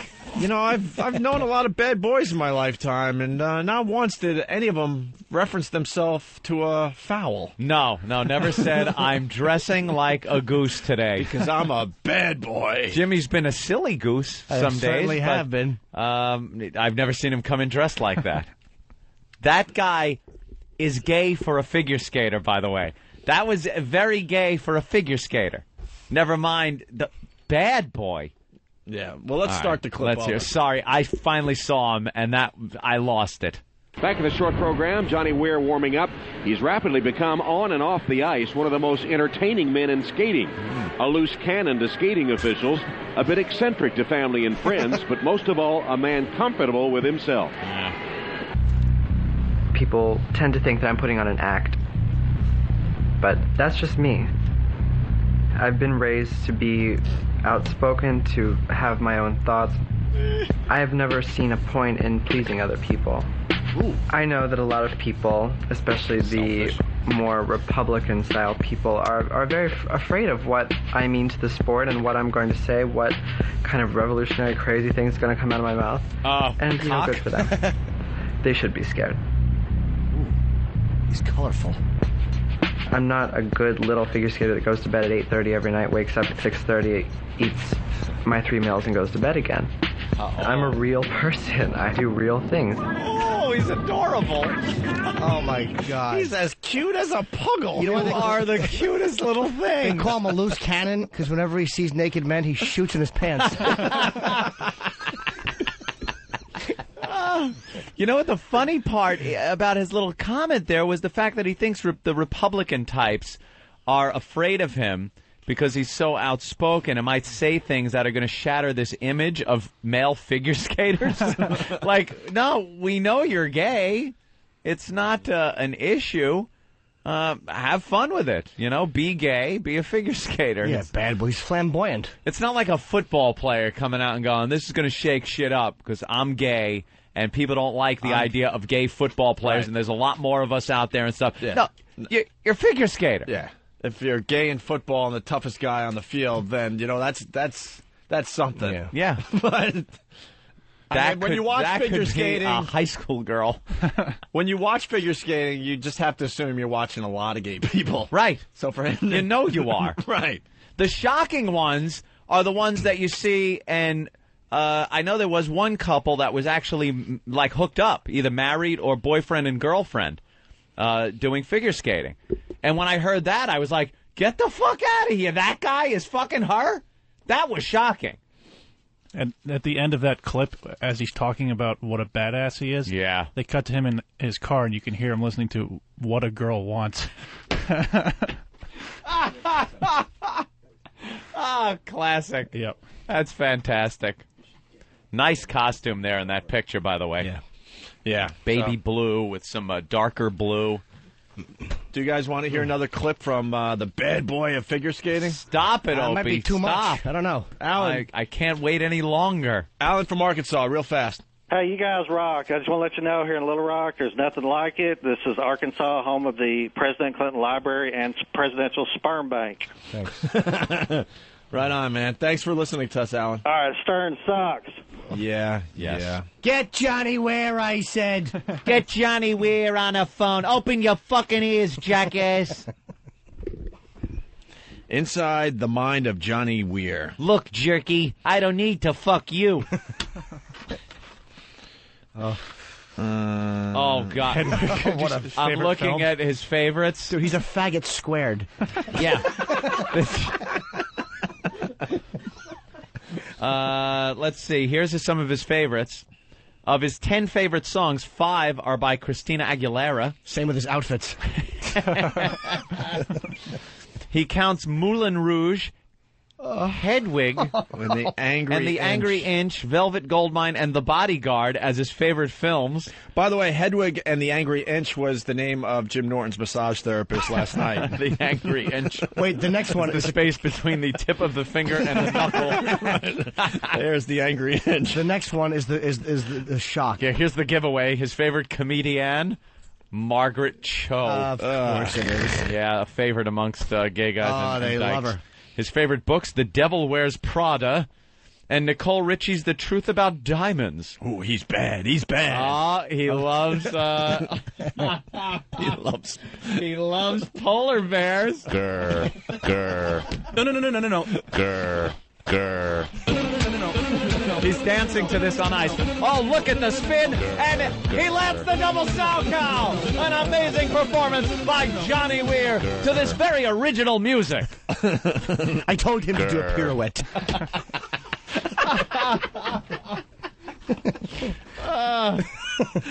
He models his awful fucking faggoty outfits after Steve's tattoos. Loves polar bears. His signature quote? Yeah. Can I suck your cock?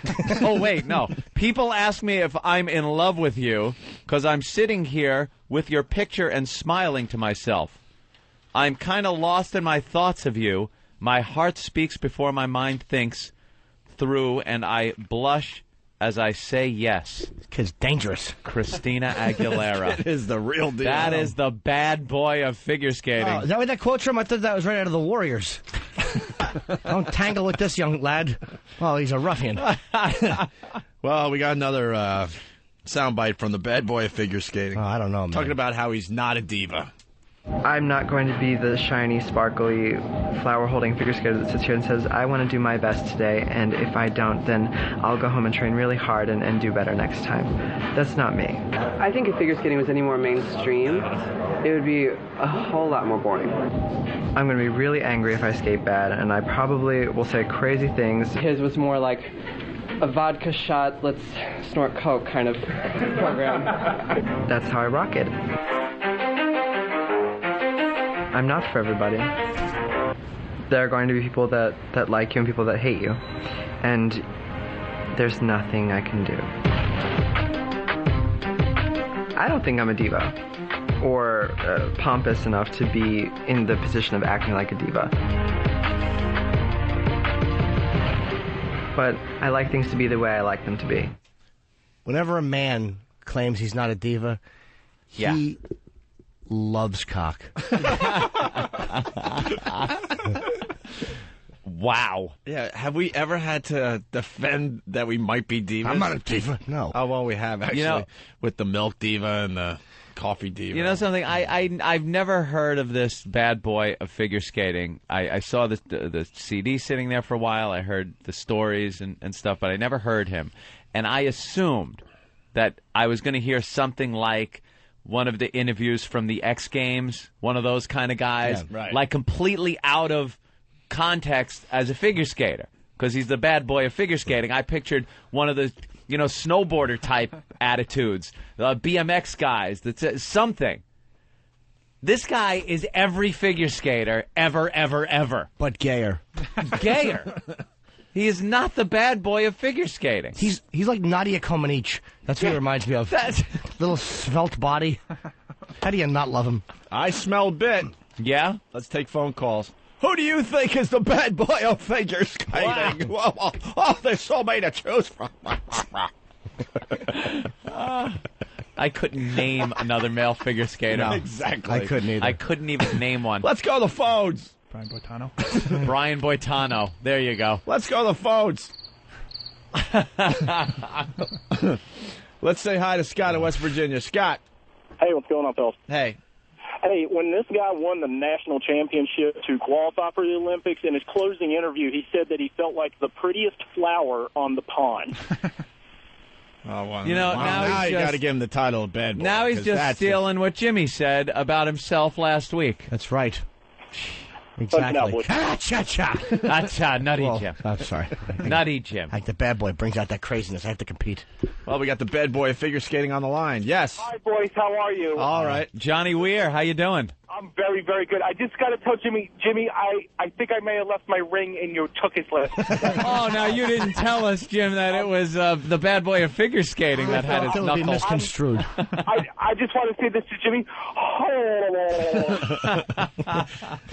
That was Hedwig and the Angry Inch calling in. The Angry Inch. We have one more clip of the bad boy of figure skating. Oh, thank goodness. This is when he gets really saucy, so watch out. Uh-oh. Watch out, everybody. Dangerous. He's bad. He's bad. It's really my own game and my own agenda that I'm going for, and to live my life as happy as I can be. I'm not out there to be a puppet for anyone. My harshest critic would probably just say that I'm full of air and fluff, and I don't lard on your mean fist. things that I say. He's a puppet. But for now, my critics can eat it. I want people to remember me as someone that pushed the envelope, pushed the boundaries of the United States figure skating establishment. I can't change anyone's mind about me except my own. And I'm happy with who Johnny Weir is.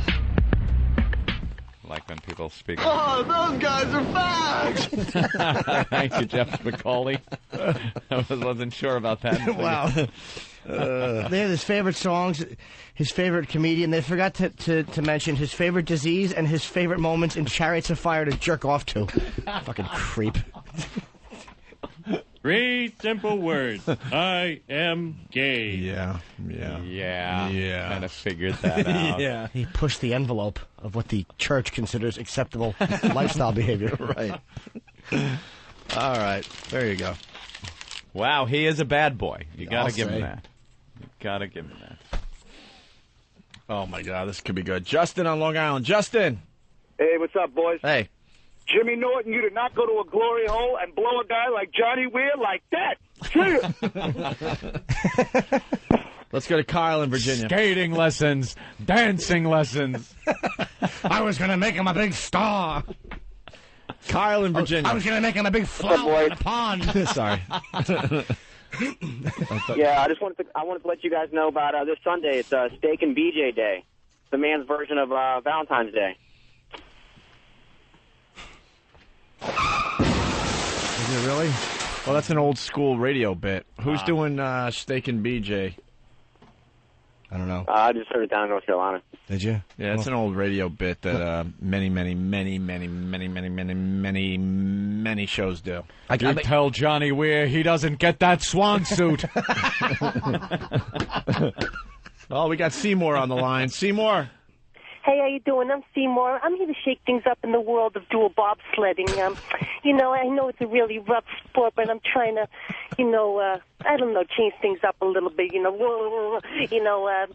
know it's a tough guy persona, but I don't know. I just like sliding up behind another guy there, and I'm just a Are pretty you trying to say you're the bad boy of bobsledding? I'm the bad boy of bobsledding. I know that people look at that sport and say, my God, these boys, they're so rough and tough, He's got a great voice for it. Should have been the bad boy of two-man luge. Yeah, of course it should have been. Bobsledding is Very like good, you're just Seymour. kind of sitting in a big sled. Great idea, awful execution. Yeah. You know, new rule for the rest of the show. Yeah. If you want on the program, you got to admit you're the bad boy of something. Bad boy. That's right. New rule. Can't just get on the phone. You gotta tell us what you're the Johnny bad boy Weir. at. Eric's the bad boy of cholesterol. I'm going to turn the cholesterol world on its head. Yes. They're going to love it. I'm going to turn it over on its arteries. Sean. His cholesterol's 1.5 million, and he won't stop eating. He Sean. eats mayo out of assholes. Jersey. I'll keep eating bacon, eggs, potatoes fried in oil. That's right. I fuck a burger. I wrap my dick in mayo and I fuck a burger. I laugh at cholesterol. Sean. Hardy, hardy. Sean. Johnny Weir, cock diva. Very good. All right. Maybe we should take a break. Greg, Is it New true York? Iraq's coming in dressed Hold as on. a steak tomorrow? Greg? Yeah. What's up? Opie, what's going on with Club Soda Kenny? I mean, I was hearing the updates yesterday, and just wondering what's going on with him. Yeah, no updates today, I guess. No, there's quiet. his hearing later in the month, and then we'll know a lot more. I haven't talked to him. Opie, this is why I'm calling, because I know what it's like. I mean, I've worked for the town of Huntington for like 16 years. I mean, you and I go way back from your days at BAB. I know what it's like, to have to fight for your rights and fight for your job and fight for free speech and the whole 9 yards. I just, I just hope, I get to see him again in another appearance. I'm going to show you how good I am right now. Oh, no, you're not naming this guy. This is... Stop. Greg. Yeah, This the is man the- on the street, Opie. This is the guy that is very famous for being the first online at many, many, many media events. Am I right, Greg? You're absolutely right, Opie. Thank you. mean, Really? We even go way back to our days of the XFL. I miss the XFL. This guy, like, when there's a big thing where you have to wait online? The news crews always interview this guy. And they're barely onto him. First online guy? First online guy, and I see his face over and over again. I'm like, the media has to figure this out eventually. This is what he's known for. Name some of the things you were like first in line for. Okay. President Clinton's appearance. First in line for the World Series. One of the first people inside to see Garth Brooks and Sheryl Crow in Central Park. You're the bad boy of line standing. Dude, have you learned to hold shits and pisses forever? I go way back to like when Freddie does the Yankee games, and even our boy Dion Rich, the guy who's always getting into Super Bowls all the time and always being around the famous people. I mean, we missed him this year. We haven't heard from him at all. Isn't that weird though? This is what he's known for. I'm telling you. What else? I mean, he's done this dozens and dozens of times. How do you know how early to get there? He makes the paper all the time. Like, here's a super fan, blah blah.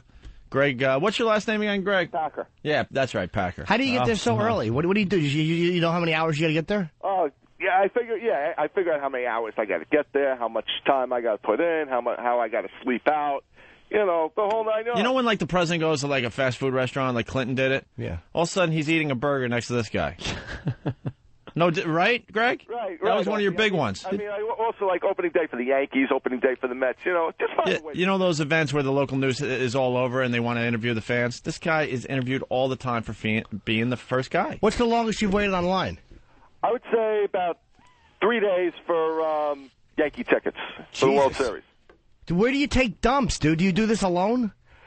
I got to do it alone. I mean, usually, people, look out for me. I mean, go inside, like, say, the bowling alley, use the bathroom, and, Is it true the news is finally on to you? Unfortunately so, Opie. I mean, all that's left for me is, maybe, have a place on your show. Yeah. I don't know. You can get us tickets. I mean, the town is on to me. I mean, unfortunately, this, from Club Soda Kenny, there's too many rats in the world. Too many rats who stick their nose where it don't belong. You know what? This happened to me. This is what I'll promise you, Greg. You'll be the last person on our show. I'll give you that. Last? Yeah, I thought I'd be... You just got to know when that day is, though. Yeah. That'll be up to you. Okay, Opie. You'll be the last person on our show. But then again, Greg, if you wait online, would you be willing to wear Opie and Anthony gear under your... Oh, absolutely, yeah. Either Opie and Anthony gear or even, like, for when we got Mets-Yankees opening day, All right, now we're on to something, Opie and Jimmy. Anthony gear. We're on to something. Yeah, maybe you could get some Opie and Anthony mentioned into these casual discussions on the air. Oh, absolutely. I mean, give a shout-out to you. Even give a shout-out to Club Soda Kenny, too. I mean... What were some of the other ones you got coverage for? I'm telling you, he's got to have a ton of articles. Ton. Yeah, it's been in Newsday, Daily News, Post, MSNBC. Keith Oben did a piece on me. I mean, Ann Coulter's been pretty critical about me. I can't figure out why. Yeah, John why? McCarthy's giving me my own What's the column. problem? I don't understand what the controversy is. Possibly, what was her problem with you? He is the bad Why don't boy you of ask line Cheryl standing. McCarthy herself. I mean, ask her herself. Bring her on the show, and let's find out what her problem is. And let's find out what Ann Coulter's problem is. Yeah. Yeah, you know what? I'll write that idea down on page 487 of my book here.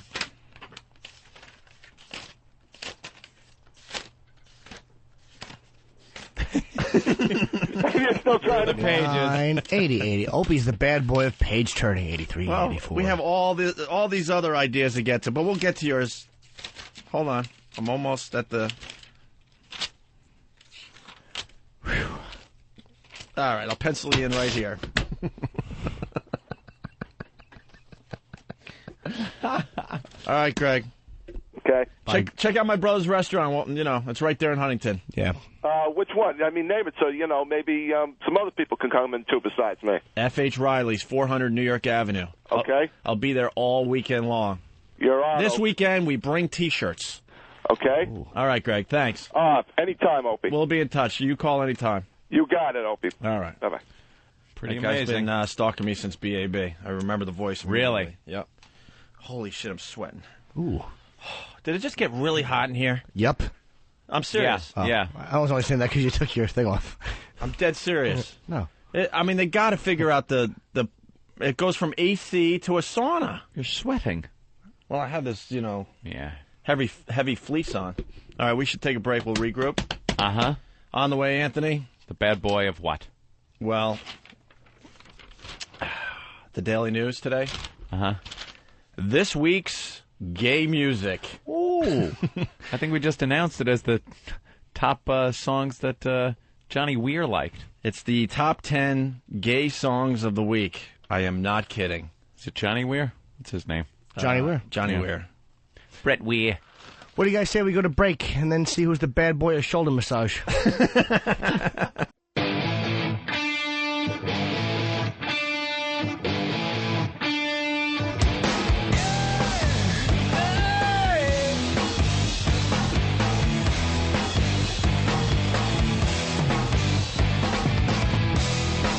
I want to be the next American Idol. You are. Really? I don't know how far you'd get. Why? I don't know. I don't think you're a singer. They got a guy with gray hair that made the finals. Michael McDonald? I like that guy a lot, though, man. Yeah, I don't think... There's something about his personality and his attitude that I like. Well, he made it through last night. How old is he? I've seen that guy. He's just premature gray, I guess. He's probably in his mid-20s, I'm thinking. Yeah, but he could sing the blues, man. Yeah, I came in with that harmonica last night. Yeah. I like the guy. I know he's not going to win because it's just not what they're looking for, but I think he'll go pretty far before they decide he's to got get rid of him. personality. That dweeby kid from Long Island? Ugh. Yeah. Not even a chance. Not at all. The Poindexter-looking kid. You know what you can... when they picked everybody at the end of the show, they all announce their names, and they do a little dance in front of the camera for a while. Yeah. White people. It is so bad to watch the white guys trying to dance.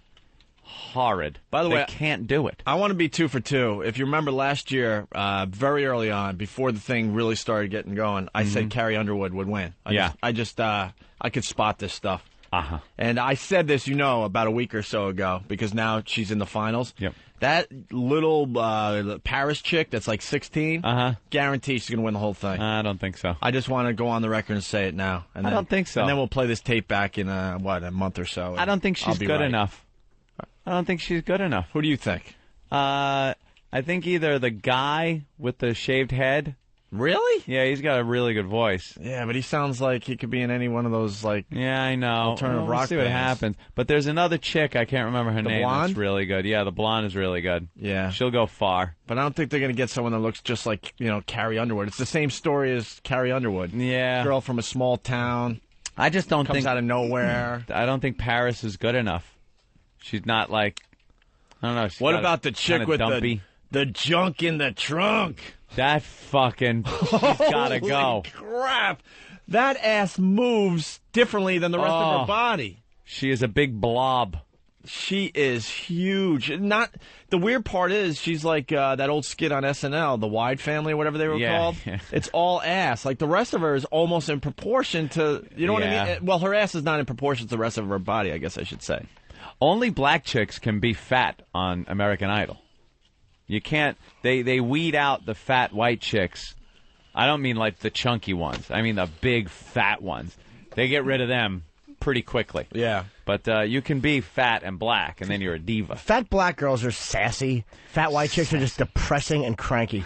There's a difference. That's how they see it. But the fat black chicks can kind of, you know, they do movies. They're movie stars. How many fat white girls are movie stars? Mm-hmm. You don't want to go. I mean, Queen Latifah lost weight, but she's still a fatty. I mean, in comparison with Beyonce, you can watch that. Mm-hmm. All right, at least she's an attitude. Yeah. Fat white chicks, like, all right, just shut up and suck my dick in the backseat.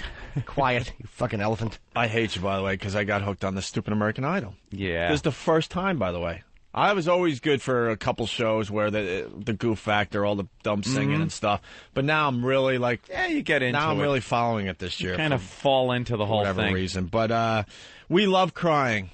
And I got to play the clip of the chick crying last night. Because we love clips of people crying. Losing it. And most people are at home, you know, feeling for the young person, the young lad or woman or the athlete that's retiring. We think it's the funniest thing on earth. Hysterical. We got to do a whole show on people crying. Mm-hmm. Can we start collecting crying clips? Get old sports retirement announcements. Maybe the listeners can help us out with that. Email them to Steve@FoundryMusic.com. Along with pictures of big cocks. That's right. Uncut he prefers. And unclipped, as Steve would say. We love... I heard him refer to them as tasty. Yeah, he calls the foreskin a flavor saver. What's your greatest crying clip of all time? That's a good question today. With the athletes, with the athletes retiring and just losing it. Oh, I have mine. So many. Mine's so silent, many. though. You can't hear it. Which one? It was Reggie crying in the outfield after Thurman Munson was killed.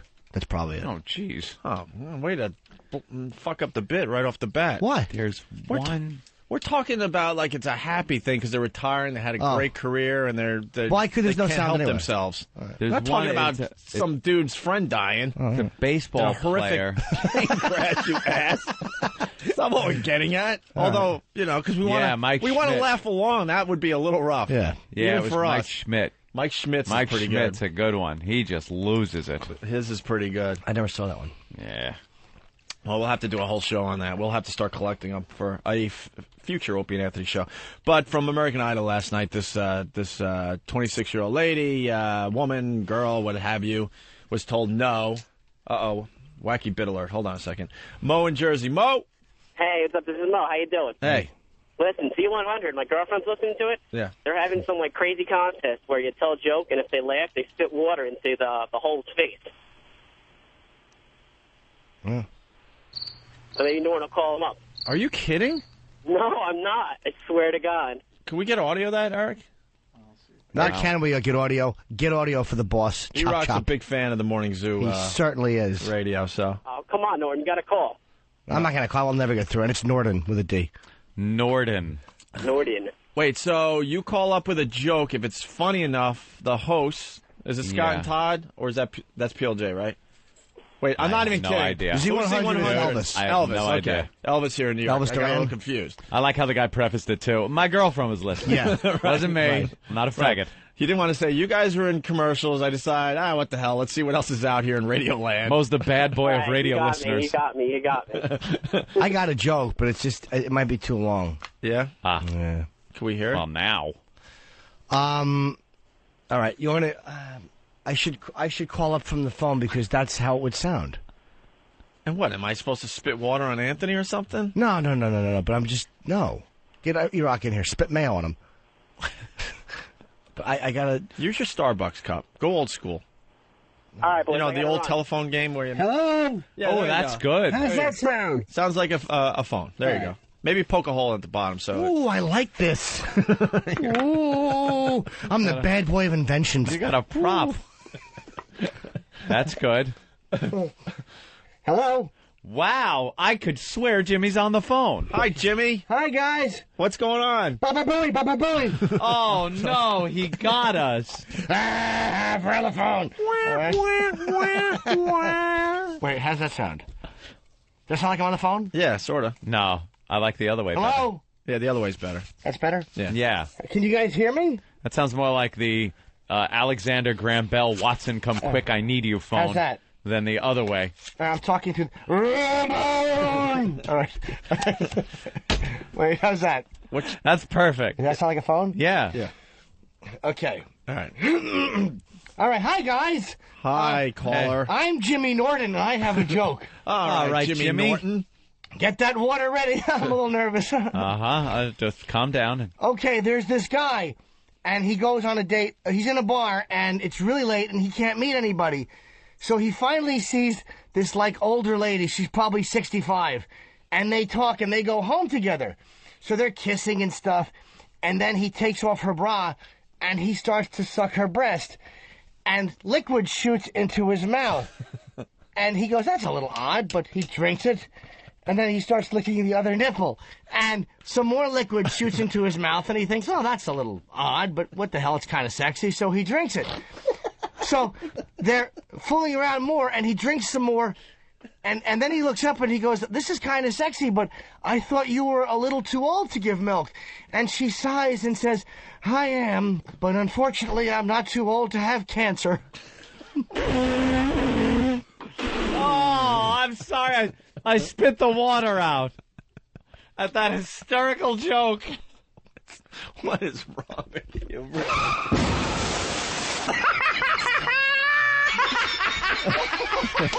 It's no joke.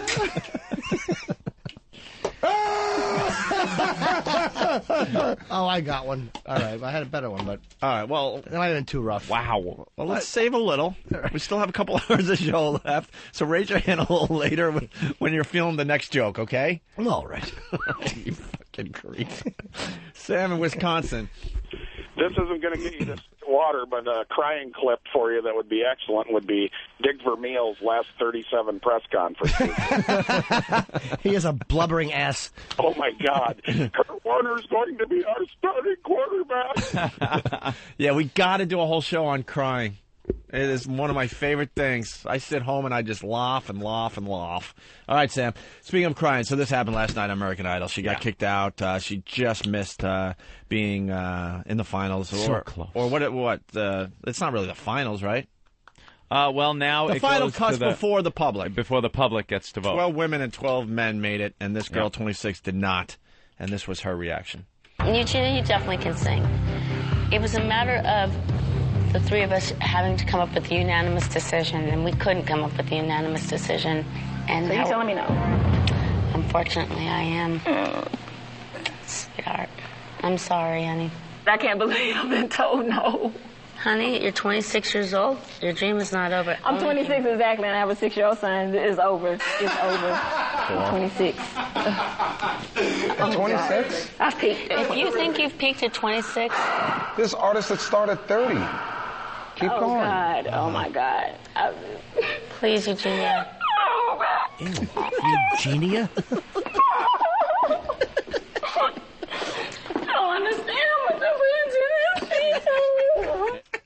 Oh, that's a good one. Yeah, that is a good one. It is over for her, man. Of course, like it is. This was her big shot. They tell him, "Don't worry, there's plenty of other." Yeah, it's so easy for a 26-year-old mother of a 6-year-old to start a music career. Eugenia. What do you sell vacuums? That's awful. Your name Eugenia? Eugenia Bill. It's not over. Eugenia Bill. She's a great big fat person. It's not over. She can work the cruise ship lines. There you go. The cruise ships. You know. There is no way she can do anything in showbiz. A lot of these people, this is their only shot at showbiz.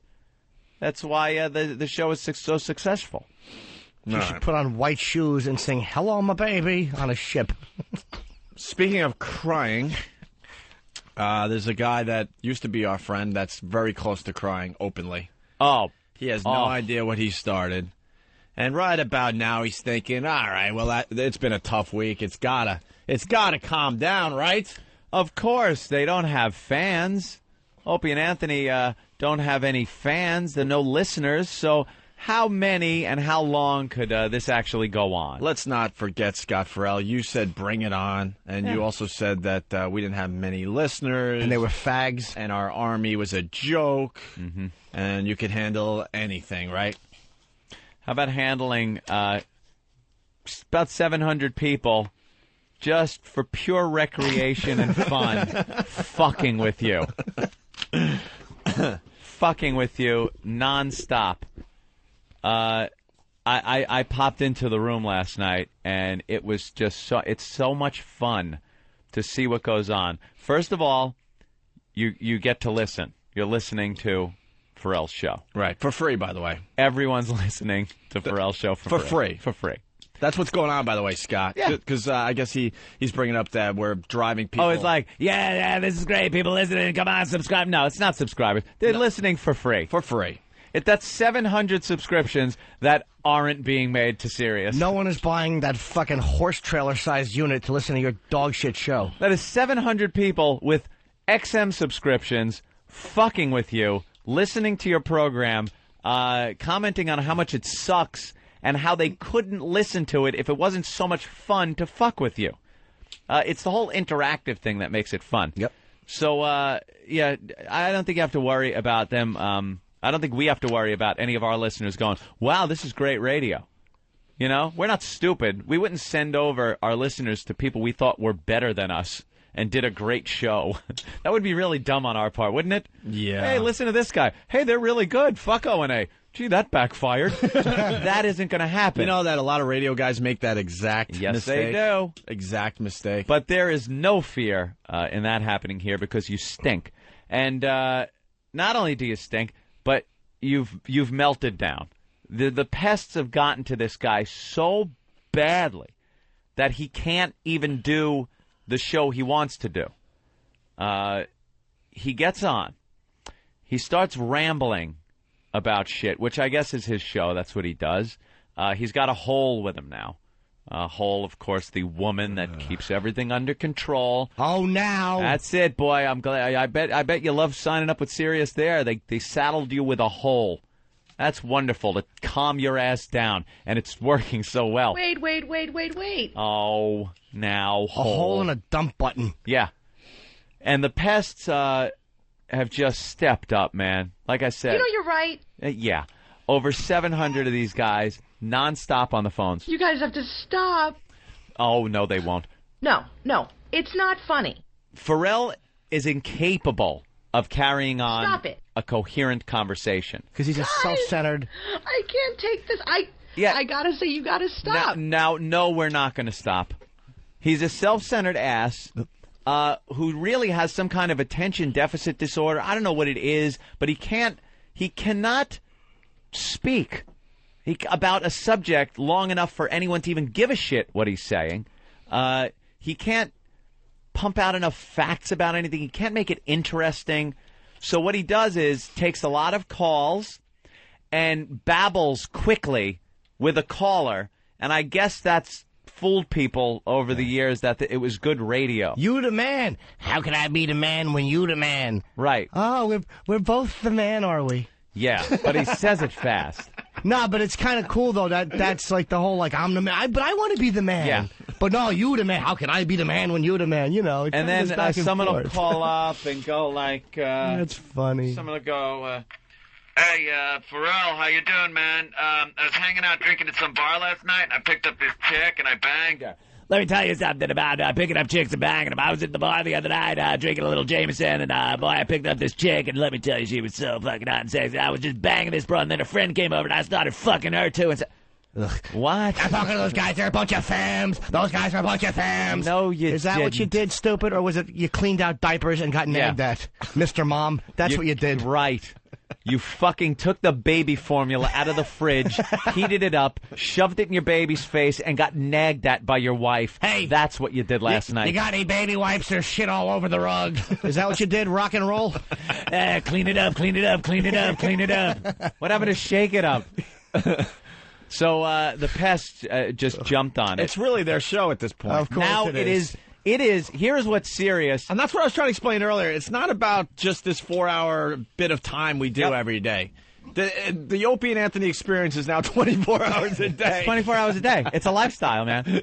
And here's now what's serious is paying Pharrell to do. Here's what Howard has signed Pharrell on. I don't even know if he's signed on. This seems like kind of an audition phase. I'm sure Howard Stern's very happy. Oh, I'm sure he's loving this. That one of his channels has been taken over by the and Anthony fans. This is now a 3-hour commercial for the Opie and Anthony show on Sirius Satellite Radio. It is the Pests show.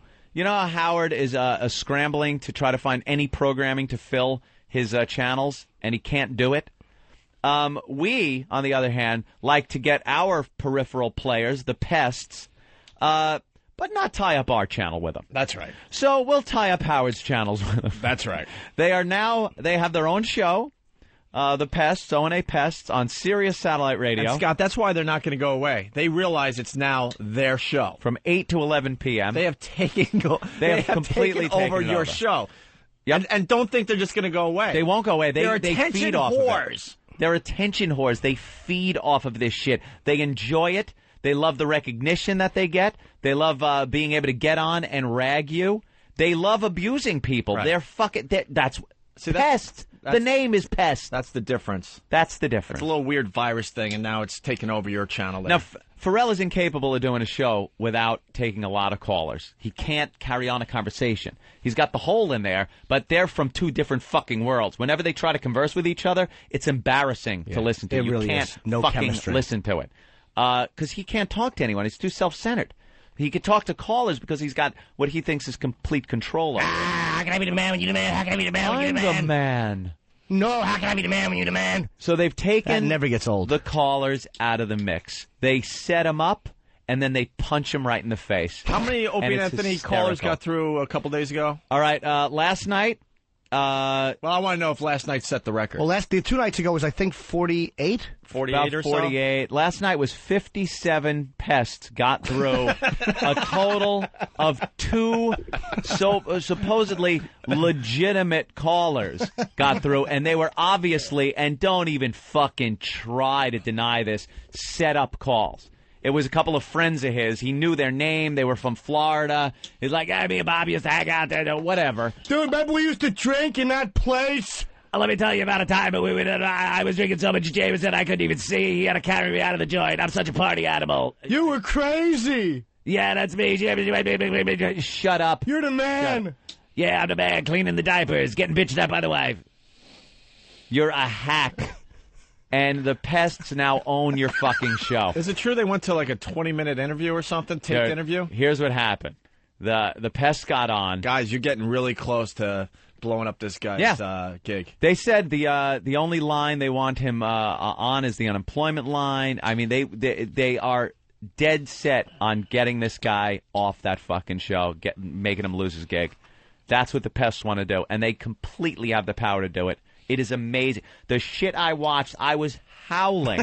I was howling watching what was going on last night. They get on, and it's something from it's some of the calls are just these very obscure show references that skate right by, and the other ones are just the blatant punch in the face. Not you. Fuck you. Your whole have your whole show her twat. O&A Party Rock, you stink, like in your face. And other ones are just like, hey, Pharrell, I was watching the hockey last night, and I got to tell you, they got a player there, Frederica Bimmel. She is amazing. You guys did ask for that reference. Oh, the Frederica Bimmel calls were hysterical. Everyone that came on. Chester references, everything. Just really funny. And the names, you could tell, were just, hey, it's Jimmy from... And then another Steve from Yellowstone got through. This idiot put a Steve from Yellowstone. That's what a disconnected jackoff he is. Yep. How do you not recognize the name Steve from Yellowstone? Steve from Yellowstone. You dope. Because he's a self-centered idiot who thinks he's going to be able to win over the pest, and it just ain't going to happen. Here's what his whole show is. It's dump. Because to not be able to just deal with it, to dump, like what a pussy you have to be to dump on satellite. That's the bosses telling you. You're right. Yep. Here's the bosses. So here's the format of what happened on his show. It starts off planted caller right away with some ass kissing on his part. Then the pest got through. Pound, pound, pound, pound, pound. Wouldn't stop. And every time he had to build up more delay, he would play some music and just babble over it. Incoherent babble. Like sing those awful lyrics? Yeah, but that make no sense. It's just about him or how crazy he is and suck a dick, suck a dick. He'll be like, suck a dick, suck a dick, suck a dick, suck a dick, suck a dick, suck a dick. 80 times over some music just to build delay. I like to drink. I go to the bank. I go to the bank. That's great radio, go Pharrell. To the bank, huh? Boy, you're doing a great Good fucking job. Then the pests again would just pound him. And at one point, they went to some taped interview with the Hole and some Olympic person over there from, I think Bush was over there at Torino, and they talked with him. And that went on for quite a while. And then Pharrell comes back, and it just started again. Bam, bam, bam. Dude, bam, they wouldn't leave him alone. And it wasn't like you had to sit there and wait for a pest call. Every call that came in was like, hey, Pharrell, I just want to tell you, I love your show, man. It's fantastic. And you're sitting there going, I know this is a pest. I know it. Well, thank you very much. Not you. And here's the end game to the pests out there. This guy cannot do a radio show without using the phone. No, he can't. He can't figure out a way to get around this. It's not like somebody who, even stupid, what's his name, Phillips from the Phillips File? Yeah. Remember he did something where he stopped taking calls. His show stunk. He would talk about things that no one gave a shit about. But he actually was able to do a show, a lousy one, but he didn't have to take callers for a while. And that in itself is an admission of defeat because you've changed your show. You changed your show. Because of these psychopaths. Pharrell can't do it. He's incapable. He has to take calls. You guys own the show. You own the phones. You own the show. That's right. It's the Pests fucking show. And Howard, believe me, is livid about this. Let's go to Rob in Jersey. Rob? Hey, boys. Hey, Rob. I have a quick question for you. Back when you guys were all at NEW, and you guys were all one big happy Infinity family, wasn't Pharrell competing with Stern? Yes. And didn't Pharrell and Bubba the Love Sponge and the rest of them, they all used to fight the same fight we continue to fight. But they knew they didn't have what it takes to compete, so now they got to kiss Howard's ass. That is a fact. Bubba the Love Sponge and Pharrell and the rest of them, they can try to spin it another way, but they used to fight this fight. The same fight we continue to fight. So unbelievable, because what you said is true. Your friends become your enemies. Your enemies become your friends. Yeah. At one point, didn't Pharrell start to build a little bit of an audience before he got fired? Didn't Stern start giving him shit? He was definitely starting to build an audience. Yes. Yes. Fucking believable. Yes. Unbelievable. But now his life is going to be a living hell because he just did the wrong thing as far as we're concerned. He tried to land with a big splash, and he wanted to be a buzz in the hallway. He wanted everybody over there to go, wow, this guy's a maverick. Yeah. You're not a maverick, stupid. You're just a disloyal jerk-off. Yep. Yeah, this is what it comes down to because, he's trying to confuse the issue.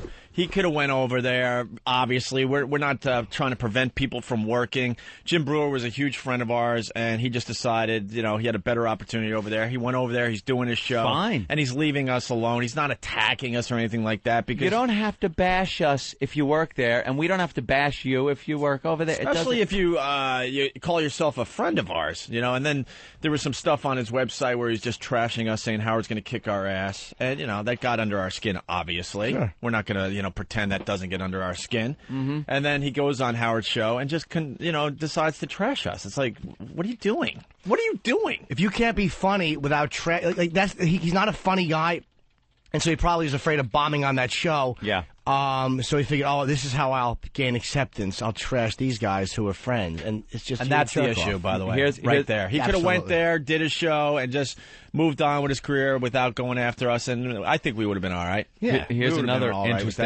interesting little side note about last night. At one point, Pharrell's feed cut out, and they went to a replay of Howard's show. Right. I mean, the pests were just pounding so badly that they actually, I think, cut his feed and just started replaying an episode of Howard's show.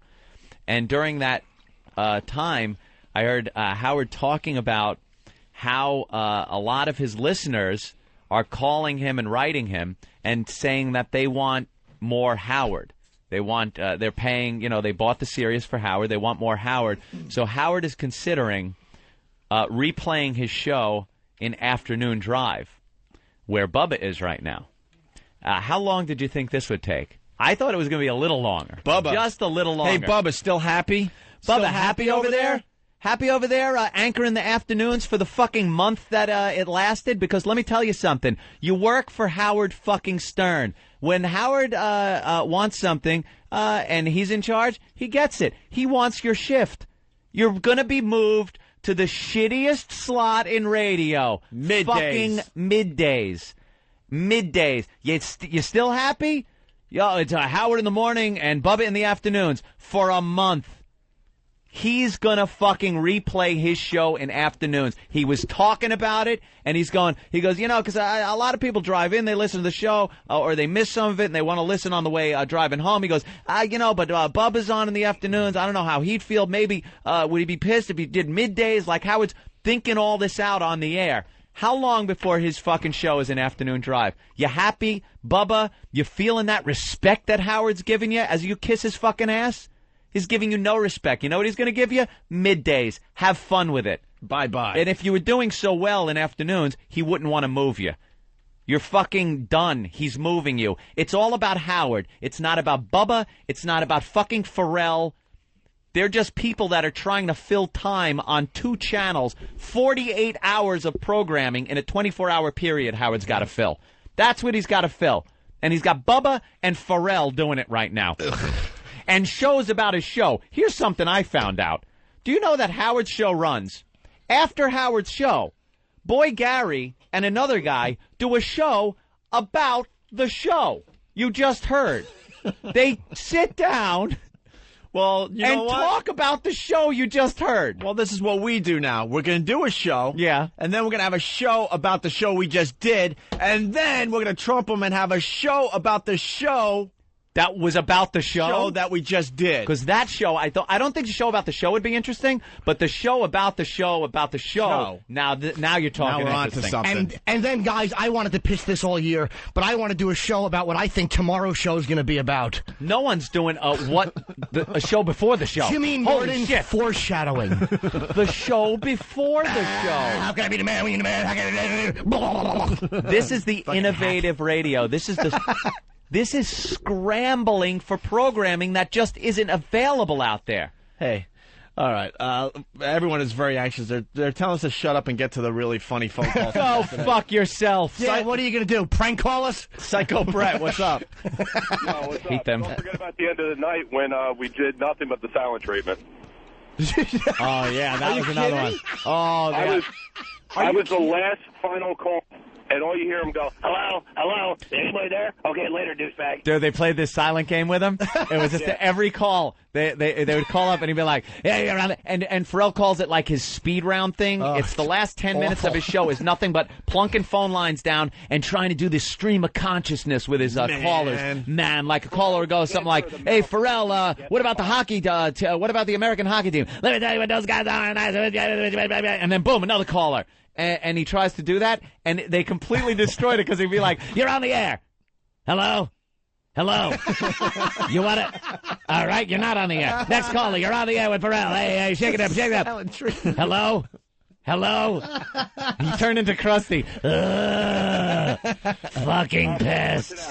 All right, I got to finally acknowledge. It was so funny. I got to finally acknowledge the O&A Pass are brilliant. They are. That's brilliant, dude. Right there. They are so organized right now, and this isn't just yelling out to your, the fake, typical radio army. That, hey, if you send in a self-addressed stamped envelope, we'll send you your army patch. These guys are organized. They have places that they meet. And they're using the internet. They're using all kinds of telephone technology to get through. And they are busting up this guy. They own his fucking show. They own a show on Sirius Satellite Radio. Dugout Doug.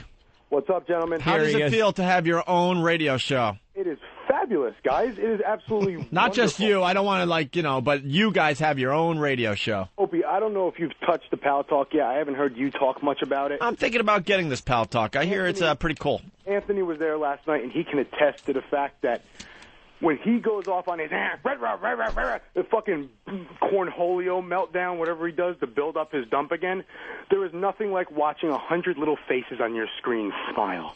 Yeah. This little fucking smile is like, we're breaking him. The 8 to 11 o'clock time period is perfect for this assault. It's after dinner. It's before you're going out. It's while shitty TV is on. There is nothing better for us assholes to do than to ruin somebody's life. 700 maniacs just trying to get through. Yeah, we had 700. That's unbelievable. That is fantastic. That's like scary numbers. Every one of them, you look at their cameras, you see phones next to them. Some people, you see 2 phones, you see a cell phone. No. Yeah, because you're looking in on the people making the calls. So you're seeing them working their phones, working their computers. But you're trying to tell me they're using more than one phone to get through? Oh, well, dude. Some are using When I made him meltdown yesterday when you played that audio, when he went fucking ballistic in that embarrassing tirade about you guys. Yeah. That was me with the first call, and then he did a little, I'm quick, you can't get me. Then he went to me again. He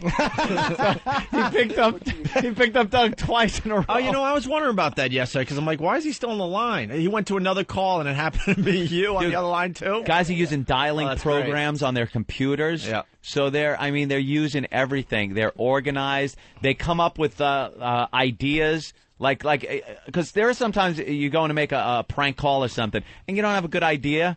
There are 700 people suggesting shit, and all of a sudden, bam, all right, let's all do this. That's why the silent game thing worked. Yeah. Everyone goes, all right, just don't say anything. Now you got all the people organized doing the silent game. Doug, they're having meetings every day to try to figure this out.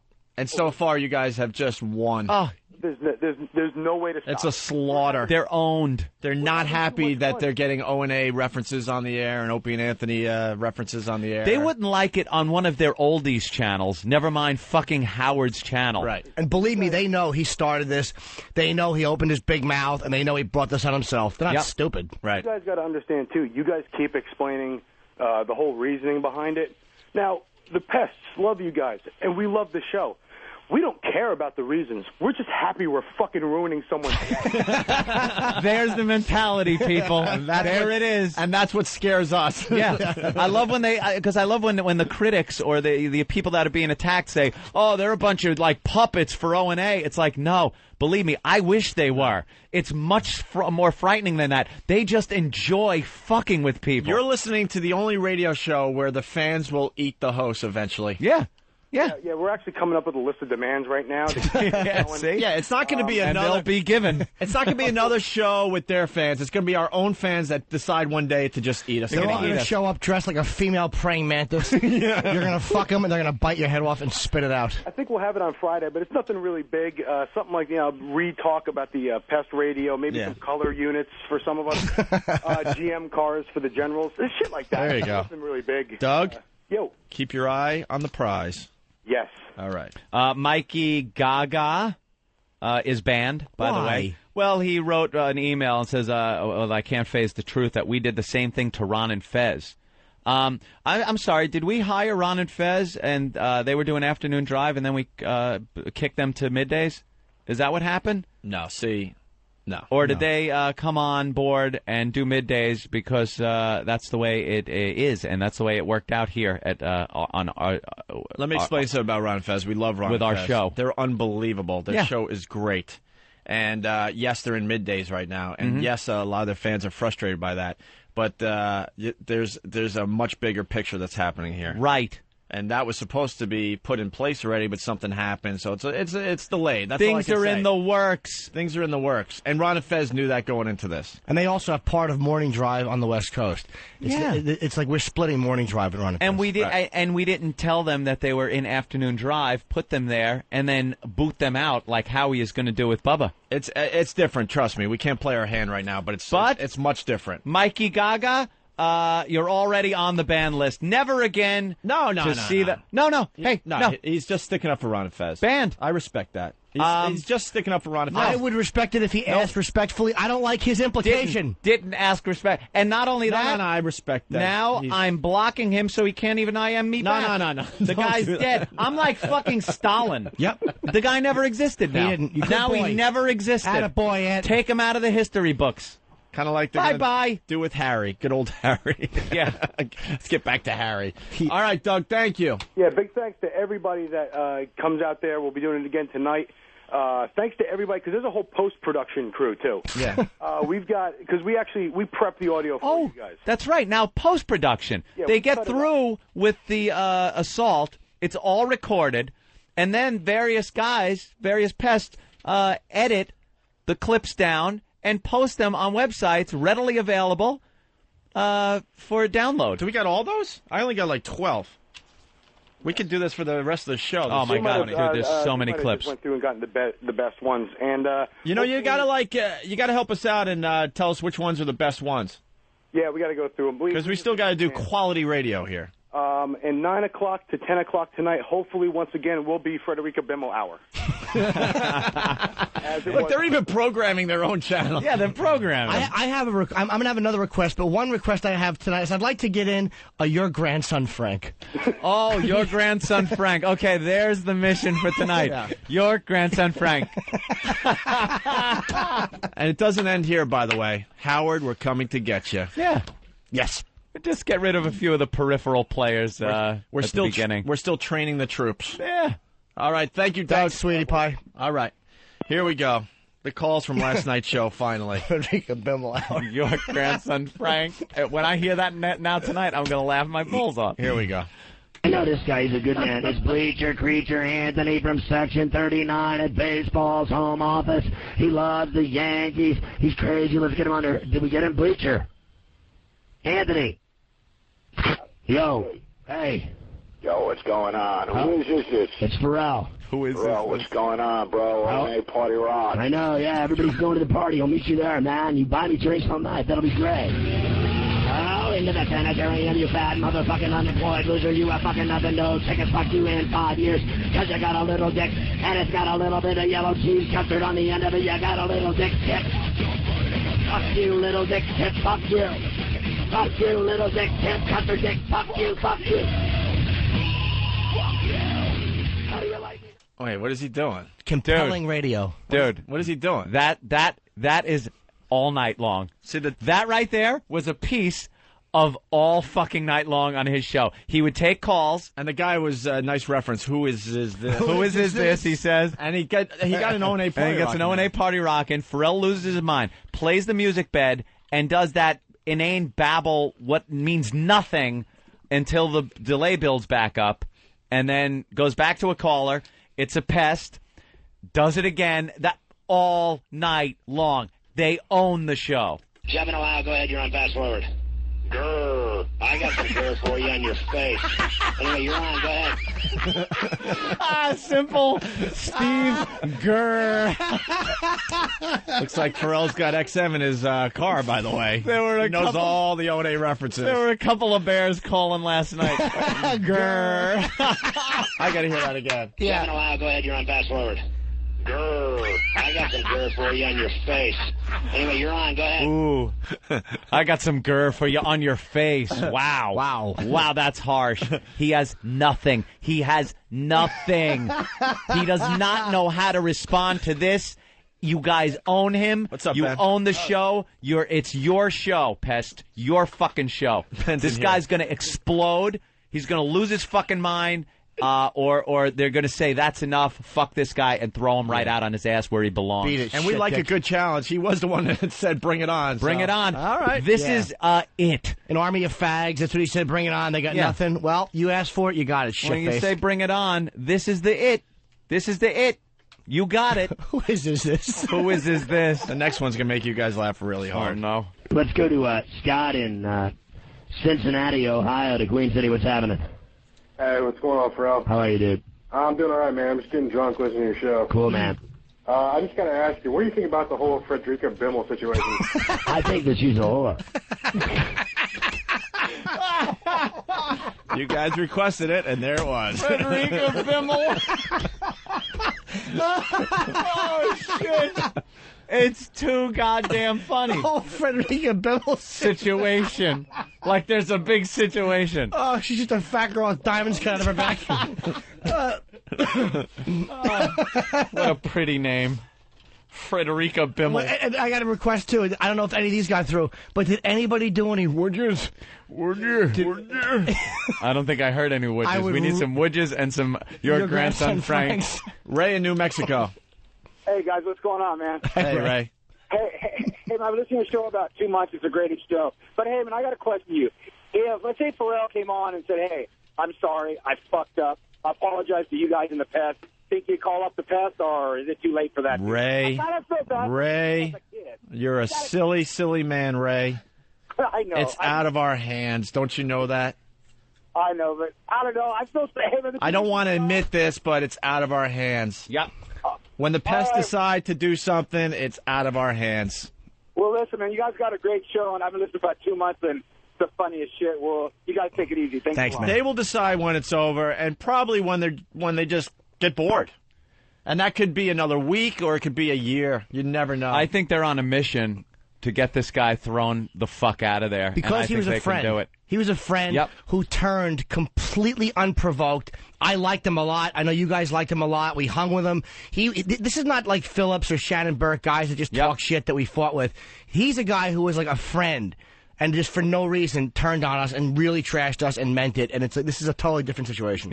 Yeah. Total defeat is what they're looking for. Yeah. They are looking for total defeat. Jay in Ohio, you're on Howard 101 with Pharrell and Lynn. Oh, they party rock. I got something what? I got something wet. Do we have another visitor to the room? Oh, yeah. Tell me if you think it's cold down in the damp room with no fucking windows. Look at you now. You got nothing you won't even be. Bag your band, take your head over because you are. All you do is listen and worship those 2 little faggots and their little stupid comments that nobody listens to anymore because everybody listens to serious ass. They listen to 101 hour. Everybody says, Pharrell told you. I'll take a fucking over. Even they listen. Then they run their back. Do you think now? Where do I sign up to listen to more of this? Yeah, how much? Boy, that's what I want to listen to. Yeah, we're giving you a nice commercial today. Holy shit! Get out those Pharrella checkbooks and get yourself a big Pharrella unit. That is some of the worst radio. Oh. Like what is that? What a tool. Well, let me tell you. What the fuck is that? That's the way to respond? Why don't you, I hope next time you do that, you sing this. The boss has told me to dump, so I'll dump because I'm a pussy. I won't mention names. I listen to my bosses because I'm a commercial radio faggot. I say Pharrell a lot, but I suck dick. He's got nothing. You fucking phony maverick. You're not a maverick, stupid. We have total freedom here at XM. Of course we do. Unbelievable. We don't even have bosses in the facility.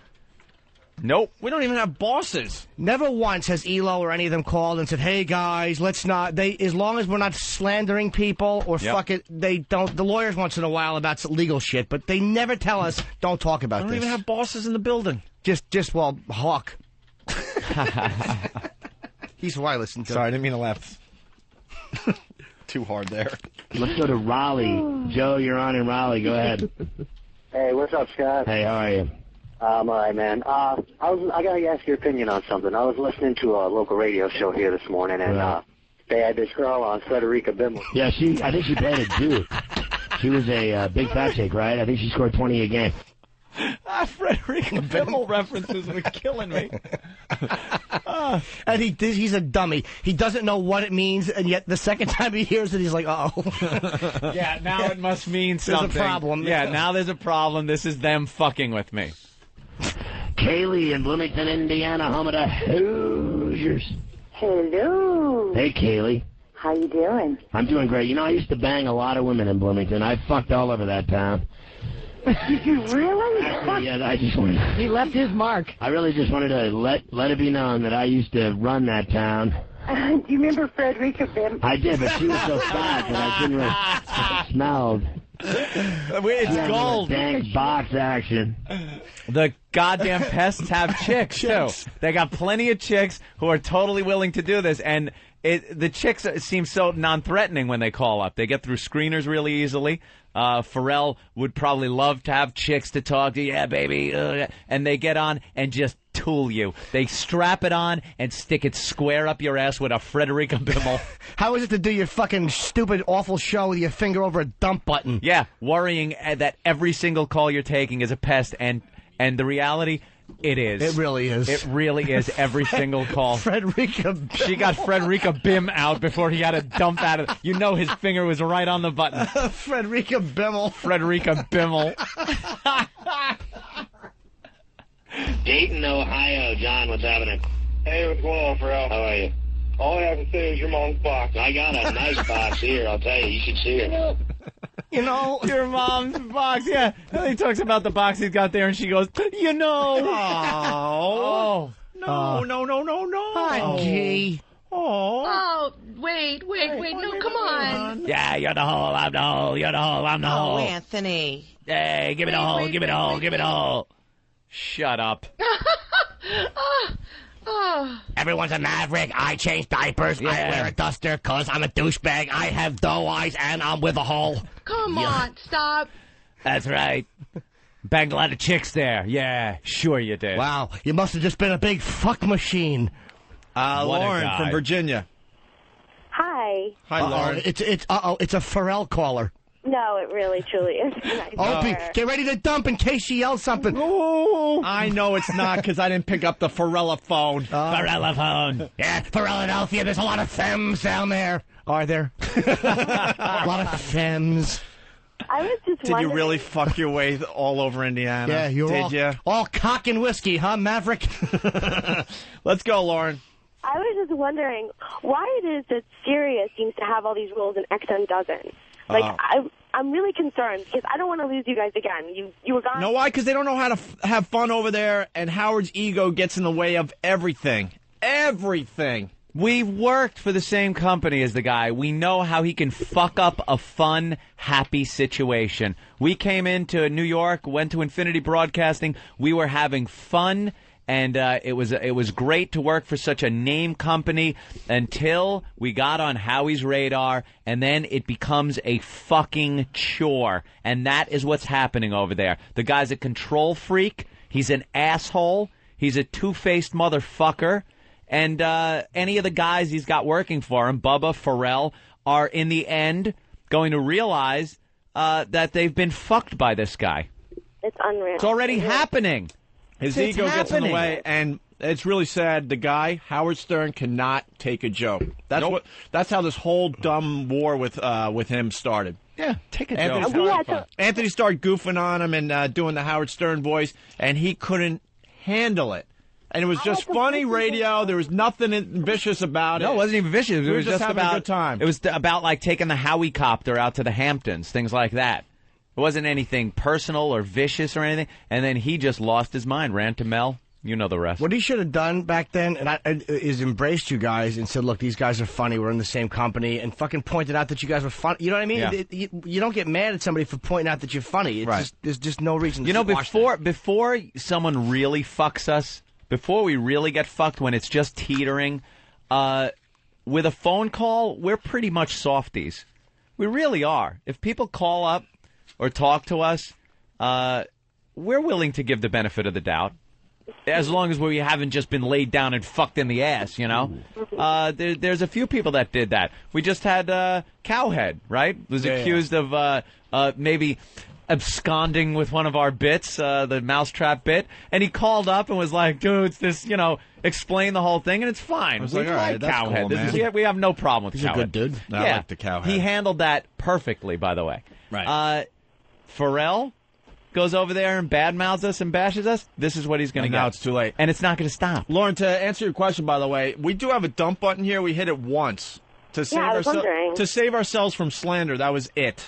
To save ourselves from a $1 million lawsuit. That was the only time we hit it. Stupid Bill said that he had a teacher that fucking was dealing drugs or something and gave the guy's name out. Yeah. That's when the dump button should be used. Where is the dump button? Who has it? I got one right there. It's this thing here. Oh, is that it? Okay. This thing with a lot of dust on it? Yeah. It's next to the alert. I don't know what the alert button is. What is alert? Let me push it. Hold on. Should I push it? No. It says alert. Should I push it? No. Why don't we find out what it is first? It might. What does it do? Ow! Turn it off! It turned red when I pushed it. I don't know what it does. What did it do? Is the light going off in like Hugh Panero's office right now? Yeah. What does it do? And this one's talk. Does this talk to you guys? Hey, Derek, you fucking cunt. How you doing, asshole? I heard all that. All right. So do the listeners. Then there's the cough button. Yeah. This is if I have to cough, you won't hear me. So you hear me, la, la, la, la, la. Jimmy, that's you coughing. But I don't have a cough button. And then the dump button. The cough button is the stupidest invention in radio. Yeah, let me tell you, people, we're back, and the time is time and temperature. We're gonna be. I got quite a cold.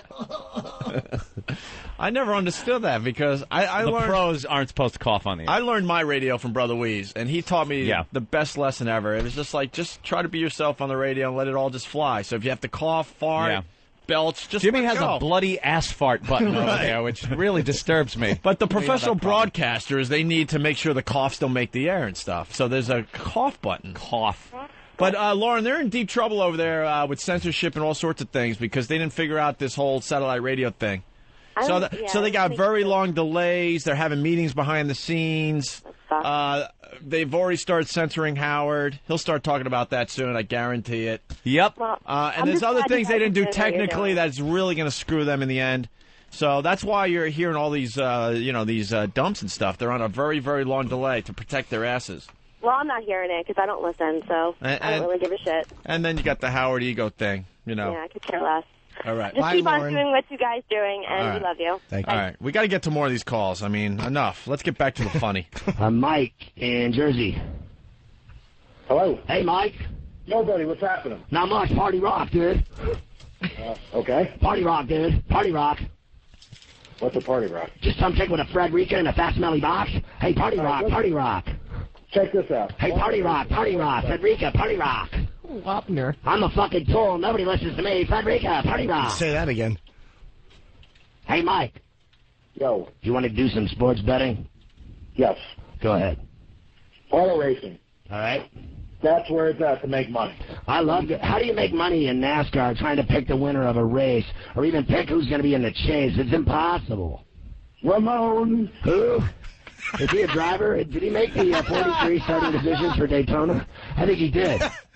Just when he thinks he has a real caller. The guy, first of all, you could tell he was so scared at the beginning of that call that it was going to be a pest that he just was talking over him and trying to head him off at the pass by throwing out pest lingo and stuff. Yeah. And then the guy's just like, hello, what? Yeah. You're being an asshole. Are we done? Can I get my point across? And then Pharrell's like, okay, Ramon. Genius call, by the way. Genius. You held off that dope trying to use reverse psychology on you. That idiot. I'm a tool. No one listens. Pittsburgh. At least they like me there. Hello, is your mother there, please? Pittsburgh. Go ahead. Hey. Hey. O&A, party rock. I know, you're the man. Yeah, party rock, dude. Time to put him in the sanitarium. Oh, no, not again. Come on, to the sanitarium. You got nothing, you got no food, no smoke, no window, no light. You got nothing but me going into your skull all day long. Fucking driving you nuts. You got nothing against me. I'm gonna tear you up. You did nothing, I'm gonna tear you up. I'm gonna tear you up. I'm gonna tear you up. You have nothing. We're not gonna beat you. We're gonna beat you like Abu Ghraib. We're gonna beat you like you're a prisoner. Right there. Can I ask? Is it Can I tear down the eighth wall? By the way, sure. Wow. I like tearing down the eighth wall in radio. Not the one with the pictures. That's pre-recorded. He makes it sound like he's just that witty. But what he's saying isn't even witty. But that's like after a few takes, he goes into a production room and he talks over some crazy rock music and then makes believe he's doing that just off the top of his head. That's all pre-recorded. Can we have that? Can that be slowed down? And can we get a transcript of what he actually said? And just read it like a transcript instead of in the big fast language, and just read it as if it's a written spoken word. I'm going to give that job to Travis. Yes. Travis. And then Travis is going to come in here and recite what Pharrell said. A little airtime for Travis today. That's right. All right. So Travis will take that whole rant that we just heard, and he'll transcribe it or whatever you call it. And we'll actually hear what he's saying if it's of any substance at all. And that one we just heard. Yeah, the one we just heard. Get out there, Hawk, and grab it. Good boy. Well, no, you could have the disc in a second. I'm almost done with this one. And then we'll move on to disc 2 out of, I don't know, we have 7. It's like a fucking box set. This is the Wednesday Night Pest box set. Taylor in Cleveland, Ohio. Ramon? Romaine? What? What? What? You heard. Hello, Cleveland. Hey, penis breath. Hello, do you have anything to say besides you're a tool? You're a tool loser? Hello? Dude, this is all night long. I can't stress to you enough this is just that a sample. This wasn't just pieces that were being picked out. This was the entire show last night.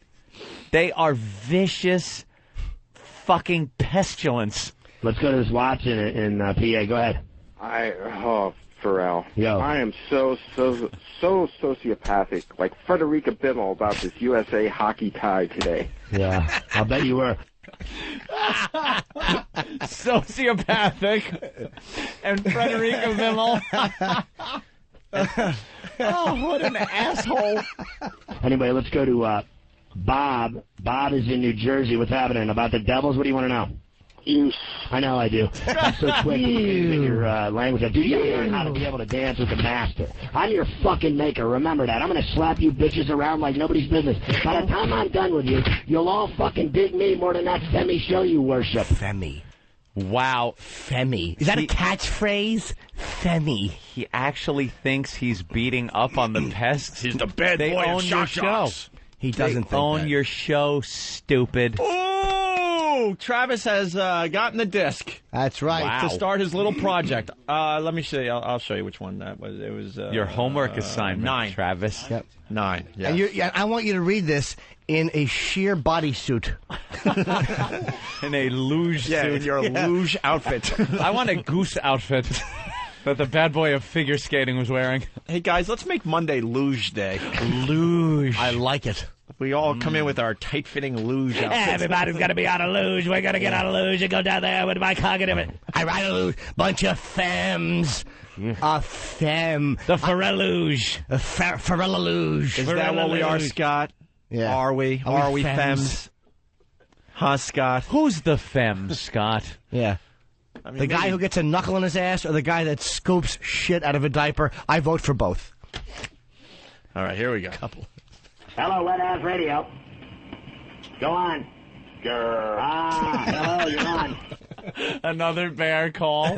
Hello, Reversal Radio. Back door. Hey, this is Bernie Gaps, you motherfucker. Yeah, I got your wet ass right Bernie here. Gaps, Hello. you motherfucker. Hello, you're on the air. Go ahead. Jimmy Junga. Smoke more crack. Jimmy Junga. Hello, Jimmy Junga hotline. Hello. Holiday Party Rock. Hello. Holiday Party Rock. Hello. Why don't you explain it, Scott? Dude, do you think... Hello, you're on the air. Hey, Robert Reed, O&A Party Rock. All right, Bob, you sound like you got a great education. Keep it up, numbnuts. Keep it up, numbnuts. Hello, you're on the air. Thanks for calling, Paul. I got what? What? Your mother's what? Okay. Greg in Georgia, what's up? Hey, I just want to say a deep... Yeah, I'll bet you did. Let's go to Brian in Utah. Hey, Scott, how's it going? It's going good. Hey, I got to apologize first off. I called you last night and said hi to my girlfriend, and you thought it was some kind of code or something and hung up on me. No, I don't have any codes. I know that everyone around me has codes. Everybody has special codes and special. They all listen to me and have their little secrets and codes as I continue to stroke my gigantic hog with money. Well, I'm a big fan, and so's my girlfriend Lucci there. She's here right now if you want to. She wants to say good luck, bro, to you. Thanks. That's cool? Yeah. Lucci? All right. Yeah, let me hand it over to you. There. Oh, no. Something's up. Get AIDS, right? Yeah. What was it? Get AIDS what? Get AIDS something. My girlfriend Lucci. Wait, what did he say after Lucci? There was one more... yeah, there's some reference, and then you heard him go, let me get her on the phone, and they're like, oh, something's up here. Yeah, oh, they're really? so gun-shy, man. And do you honestly think Howard is sitting there listening to this thinking it's a good idea to keep this guy on the air? Oh, he's very pissed off. Oh, of course he is. It's $500 million. Oh. There you go. There's your $500 million. We've taken over one show already. Money wisely spent. We own that block of time on Sirius. The Pest own 3 hours on your channel. That's right. This came in overnight. It's DJ New Style as we go to break. We'll continue, though, with other things. We'll have Travis's reading in a little bit. Ooh. But first, DJ New Style wraps this whole thing up. Shake it up, your show is done. Shut the fuck up for at least one goddamn minute. You're boring with it without your hole. Take another call, then dump out of remote. Shake it up, your show is done. Shake it up, the Pest have won. You don't know who you're fucking with. Take a live call and you can bet that it's one of us. So shake it up, your act is tired. Shake it up, you're fucking fired. Scott Farrell, go Farella, fuck yourself. Hey kids, it's your old pal Krusty. And if I wasn't blackmailed into a lifetime contract with Itchy and Scratchy, I'd have Opie and Anthony on my show.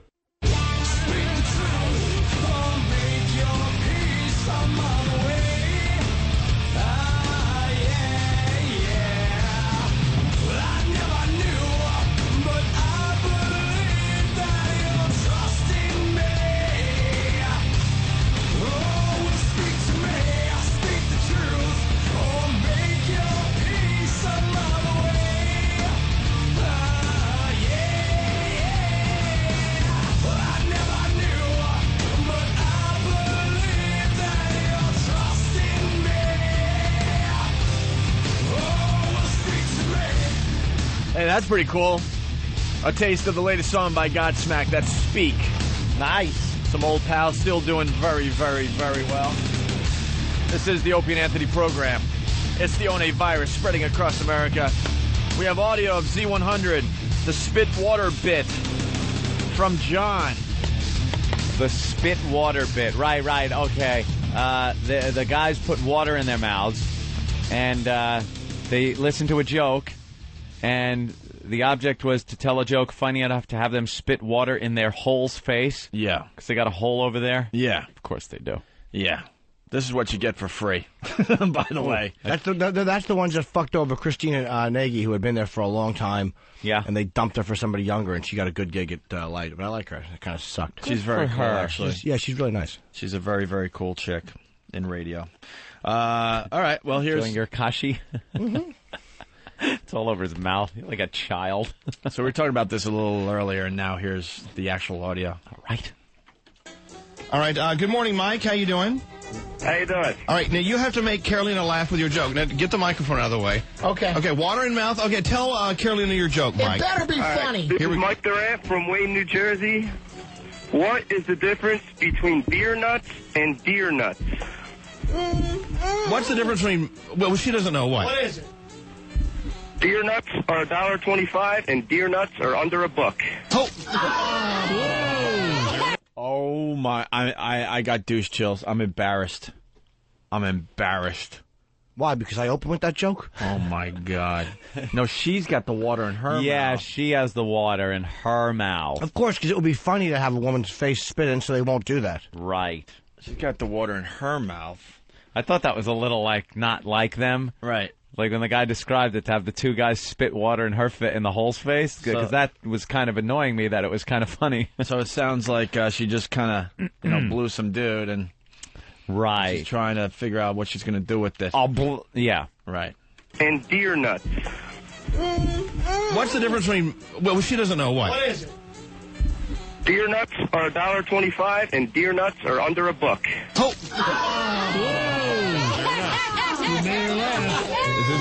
This is good. Hold on. All right. That looks like a geyser over there. Listen. All right. Now we got to take a break. 1-800-242-0100. See mornings.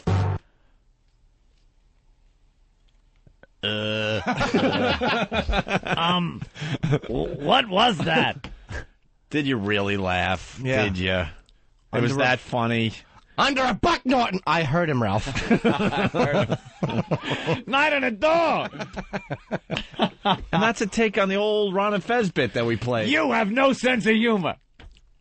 That's a takeoff on the old Ron and Fez bit. Well, that's a little more serious. That's the way to play it. That's the way to play it. Right.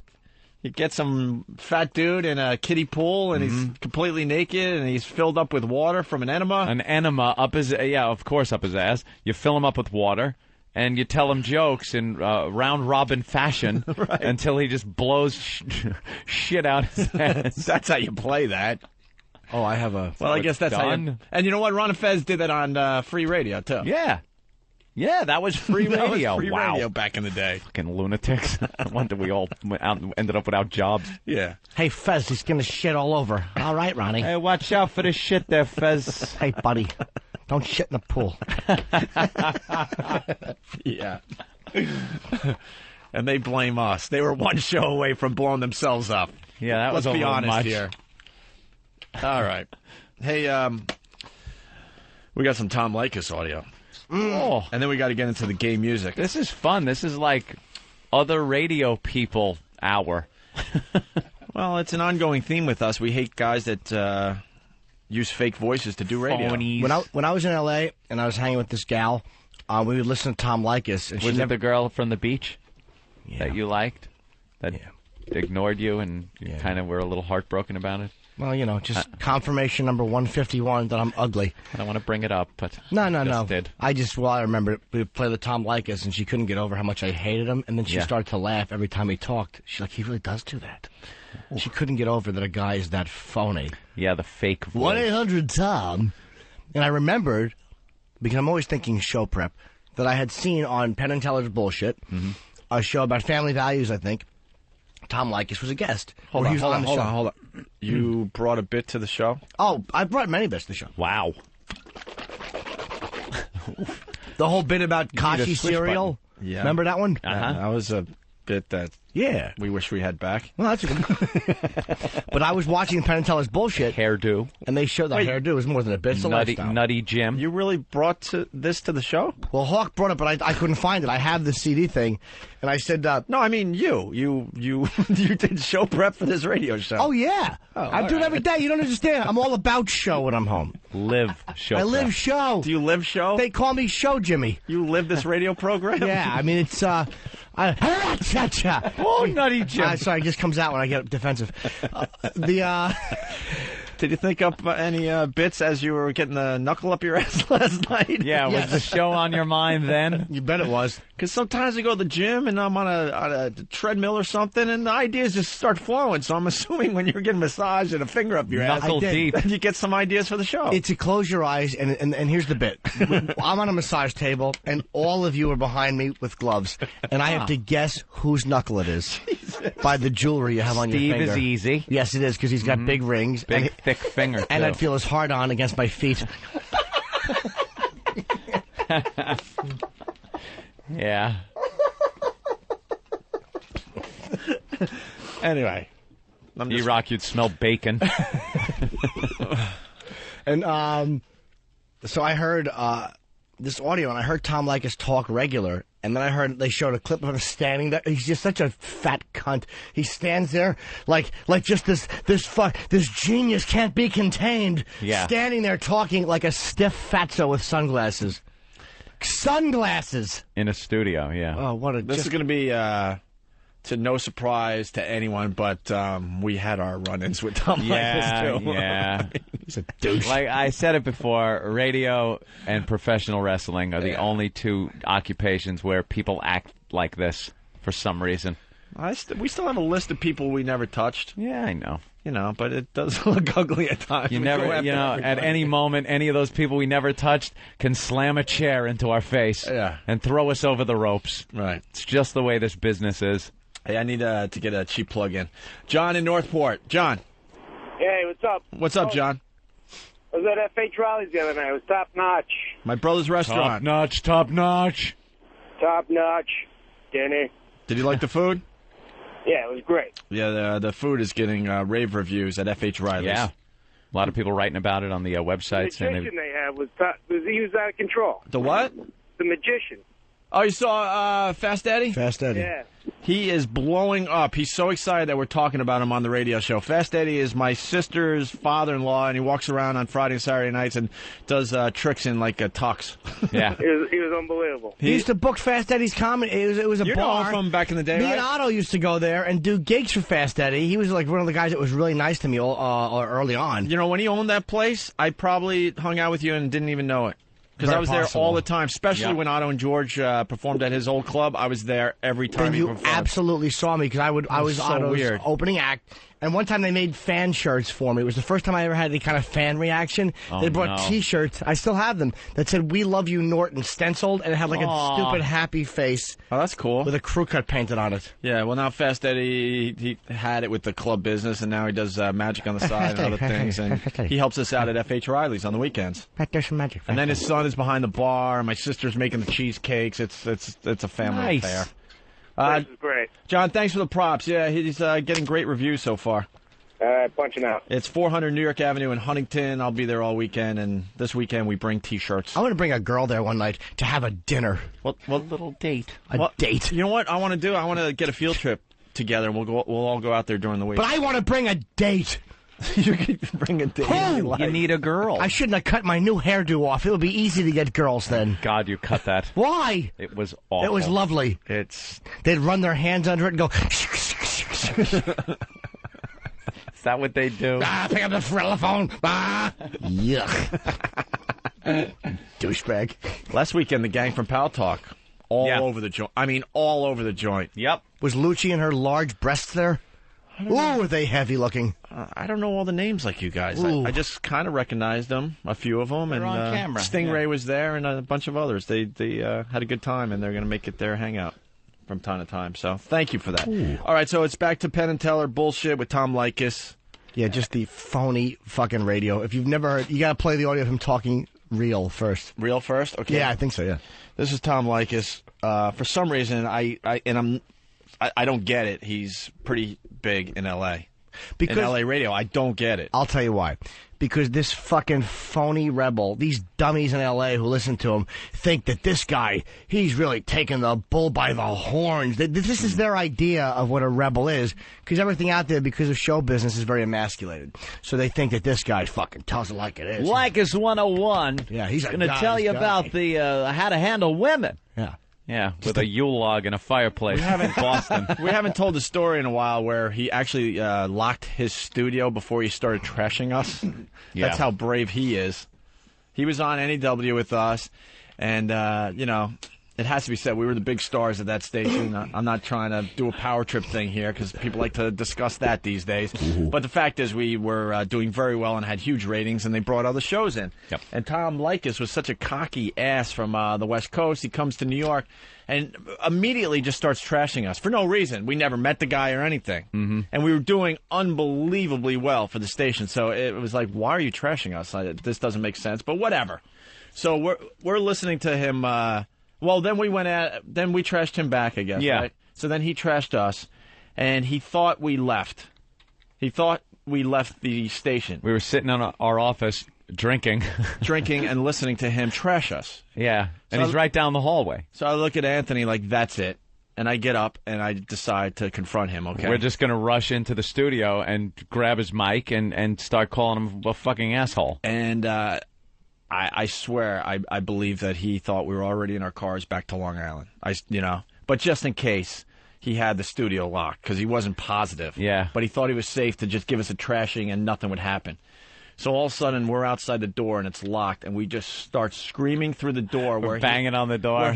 Where he could not ignore us. Yeah, it's like, open the door, you pussy. Yeah, just pounding as hard as we can. Hard and trying to do his show and ignore it. And his producer opens the door, and this is what we saw: a guy with a Down syndrome haircut, dark shades on, with the lights out in the studio. With the lights out, dark shades, standing there with his Down syndrome haircut and like a $2,000 suit on to do a radio show. Didn't he have a members only jacket on? I don't know. I remember the suit. He is a horse's ass. Yes. So we go in there and we confront him, and he's like, let's get into this. Let's go. Yeah. Blah, blah, blah.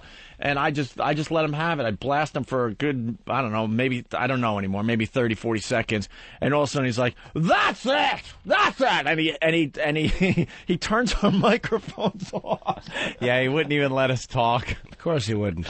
So then we start, we go right back to being in third grade, and we start calling him a pussy and a faggot and all this stuff. Yeah, turn the mic on. As we left the studio. Yelling. So, yeah. Blah, blah, blah. So here's Tom Leykis, and this is his real voice. I think so, yeah. They put it in the right order. And here's another guy with traditional family values on the brain. He's Michael Medved, and he's the host of a daily syndicated radio show that reaches millions of people. Radio people always want to get on TV. We encourage marriage because it is the best way to raise children. Okay. I'm sorry, it leads into it. Okay, I thought it was the wrong clip. Okay. That was Tom Leykis? No. He's, oh, my God, you scared the shit out of me. I'm like, it can't be that bad. It's got to kind of sound like how he sounds on the radio, I'm thinking. Kind of a lead-in, I guess. We encourage marriage because it is the best way to raise children. And it is essential for the survival of our civilization. Want another radio guy? Okay, here's Tom Leykis. And he thinks, well, a bit differently. You are paying for use of a vagina. I definitely think family is bullshit. That was him? That's him. Wow. That's him talking normally? That's him talking normally. Are you kidding? That's him. And this is him on the radio, obviously. I had a guy call me yesterday. He has 2 kids, he's been living with a woman for 8 years, and he's thinking about getting married. Why would he want to do that? Tom Leykis is against marriage, and he's real subtle about it. He's not going to get anything by marrying her that he doesn't already have. Sex, companionship, his kids are near him. Why get married? Leykis tells guys not to get married. He must not be listening to his own show. He's been married 4 times and been through 4 divorces. To him, marriage is strictly a financial arrangement, and a bad one if you're a man. It is just like forming a corporation with some chick who's a hot piece of ass. And now she owns 50% of the corporation, and so do you. 50%. Yesterday, you owned 100% of your corporation. 100%. And what happens to these guys when their corporation goes belly up? You will take half of everything you own, plus a check every month, and you're going to mail it to her. Does that sound like a good deal for a man? It's not. Have you ever heard a fucking phonier sounding cocksucker than that? I gotta agree with the content, though. Oh, yeah. God damn it. He makes a good point. But makes a valid point in an awful voice. 100%. And you cut a check and send it to her every month. How does anybody listen to that dog shit? Here's the real voice again. You guy? Okay, here's Tom Leykis. And he thinks, well, a bit differently. You are paying for use of a vagina. I definitely think family is bullshit. Why not just talk like that, Tom? And that's even a little put on. You can tell that that's his interview voice, but vagina. Just do your show like that. You know, marriage, here's the problem. It's a 50% partnership with, but it's got to be over-the-top, high-energy, in other words, phony. Wow, is he a fucking fraud. If you think that guy is compelling or really pushing the envelope, you really are a diluted bucket of jism. Eek. All right. Oh, there's Ellen dancing. Leave Ellen alone. She doesn't want to dance anymore. I told you. I don't care. She also doesn't want to take photos of people who work for XM. She tried to stop. Why doesn't she tell everybody she doesn't want to dance? She tried. Look at her dancing with it. But she's smiling like she's enjoying it. Stupid slacks. She looks like she has a dick through those pants, though. Exactly.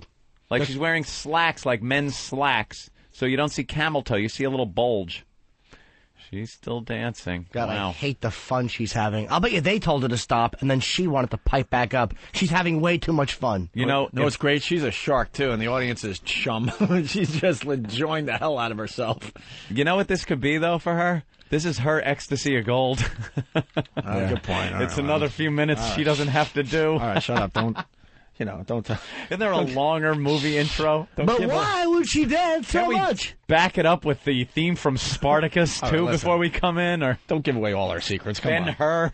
Let's keep a few for ourselves. All right. Ben-Hur. Come into battle. Let's see. Let's go to Quiet Rider. Hey, Bubba boys. What's up, Quiet Rider? Just before I get into it, I'm the guy that did the Emily Stern remix with the Bonanza theme. Ooh. Oh, my God, that was really good. Excellent. I'm glad you guys liked it. Maybe we can find that real fast. I want to play the Make the Whole Laugh with the Joke. Oh, okay. And this one's for Jimmy. Okay. All right, Jimmy, fill your mouth up with water. Hold on. All right. I need more water. Have one of the boys get me a water. We have to do this real. Hey, intern. Water. Mouth puncher. Chop. Hold on. This has to be real. We don't do phony radio. Jimmy needs water immediately. Tell me when you're ready, boy. We're waiting for the water. Yeah.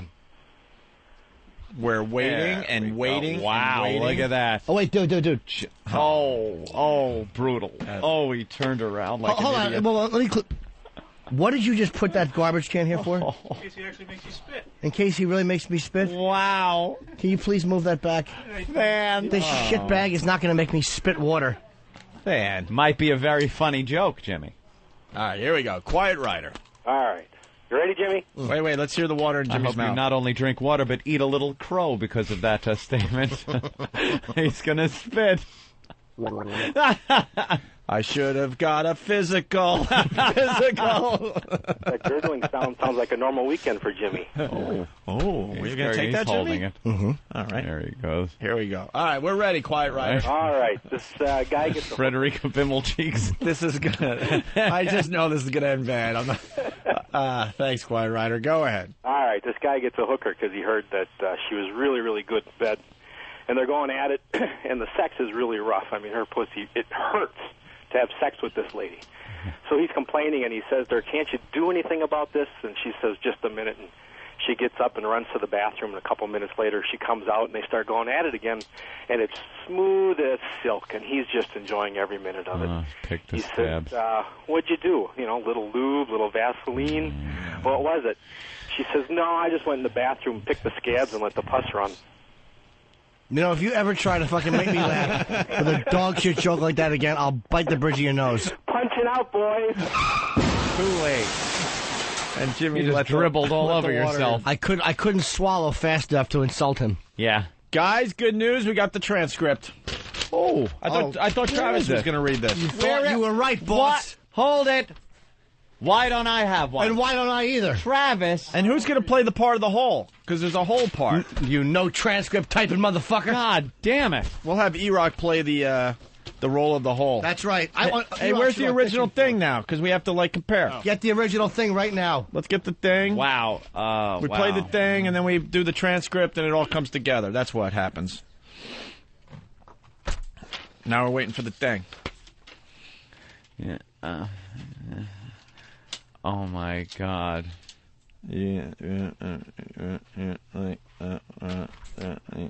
Okay. This is awful. I don't know. I see some big laughs coming. All right, listen. Once again, this is pre-recorded. He makes believe he's doing it off the top of his head. So this is what he did. One of our calls got through. Was it this one? Yeah. Okay, listen closely. Sorry, let's go to Pittsburgh. At least they like me there. Hello, is your mother there, please? Pittsburgh. Go ahead. Hey. Hey. O&A, Party Rock. I know, you're the man. Yeah, Party Rock, dude. Time to put him in the sanitarium. Oh, no. Come on, to the sanitarium. You got nothing, you got no food, no smoke, no window, no light. You got nothing but me going into your skull all day long. Fucking driving you nuts. You got nothing against me. I'm going to tear you up. You didn't know that I'm going to tear you up. I'm going to tear you up. I'm going to tear you up. You have nothing. We're not going to beat you. We're going to beat you like Abu Ghraib. We're going to beat you like you're a prisoner.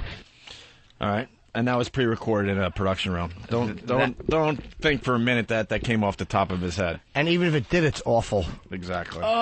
It's dreck. All right, E-Rock, you ready to play the hall? Yeah. All right, Travis? All right. Time to put them in the sanitarium. Oh, no. Come on, inaudible. To the sanitarium. You got nothing. You got no food, no smokes, no window, no light. You got nothing but me going into your soul. Hold it. Your delivery is too fast. Yeah. And almost... You want me to do it slower, dramatically? It's kind of like Travis's version of a Pharrell impression that you're doing. Yeah, we don't want a Pharrell impression. What do you want? We want no indication monotone? that this is Pharrell whatsoever. It's to be read very monotone, very just like a it's a news story, right?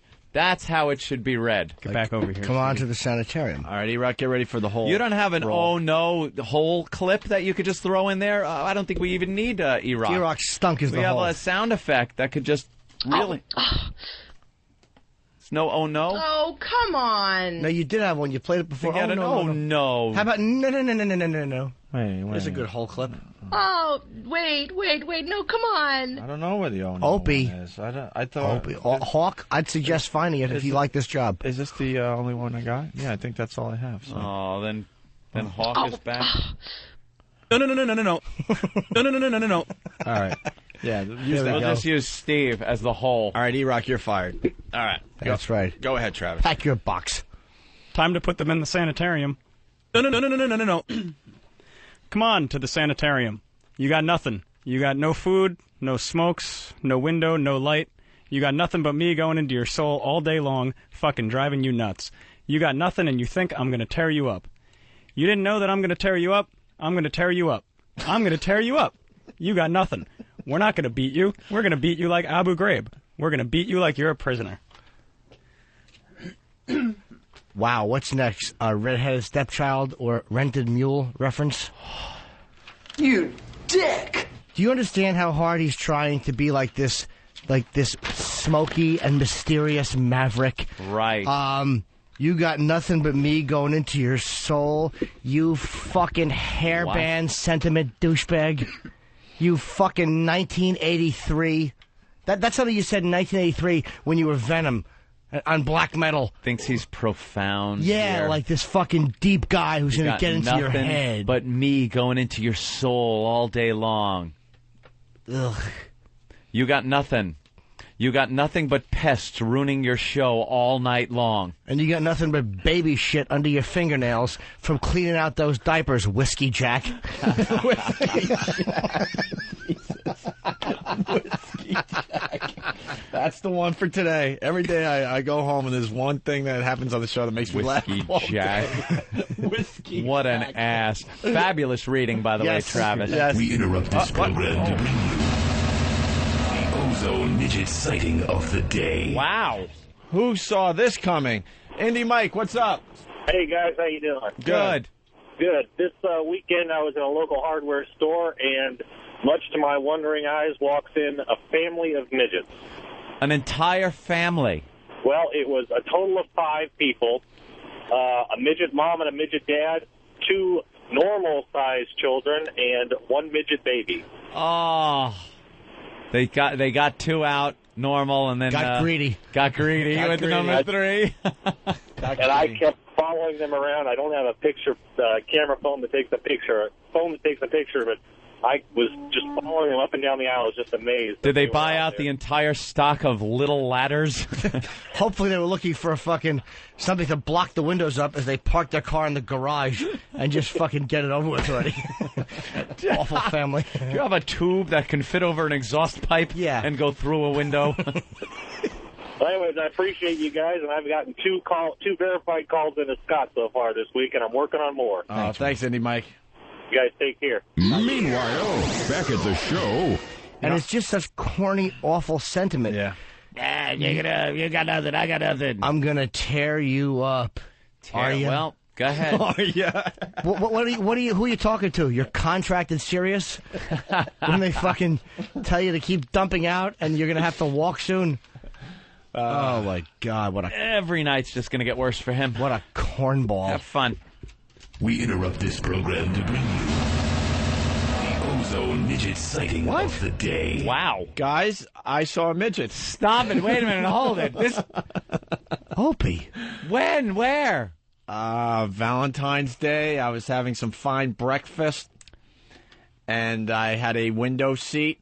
And I swear to God, and a bunch of students walked by. I don't know if they were going to the bus, coming from the bus, going on a field trip, but they were all the same size. Yeah. But you could tell one was a midget.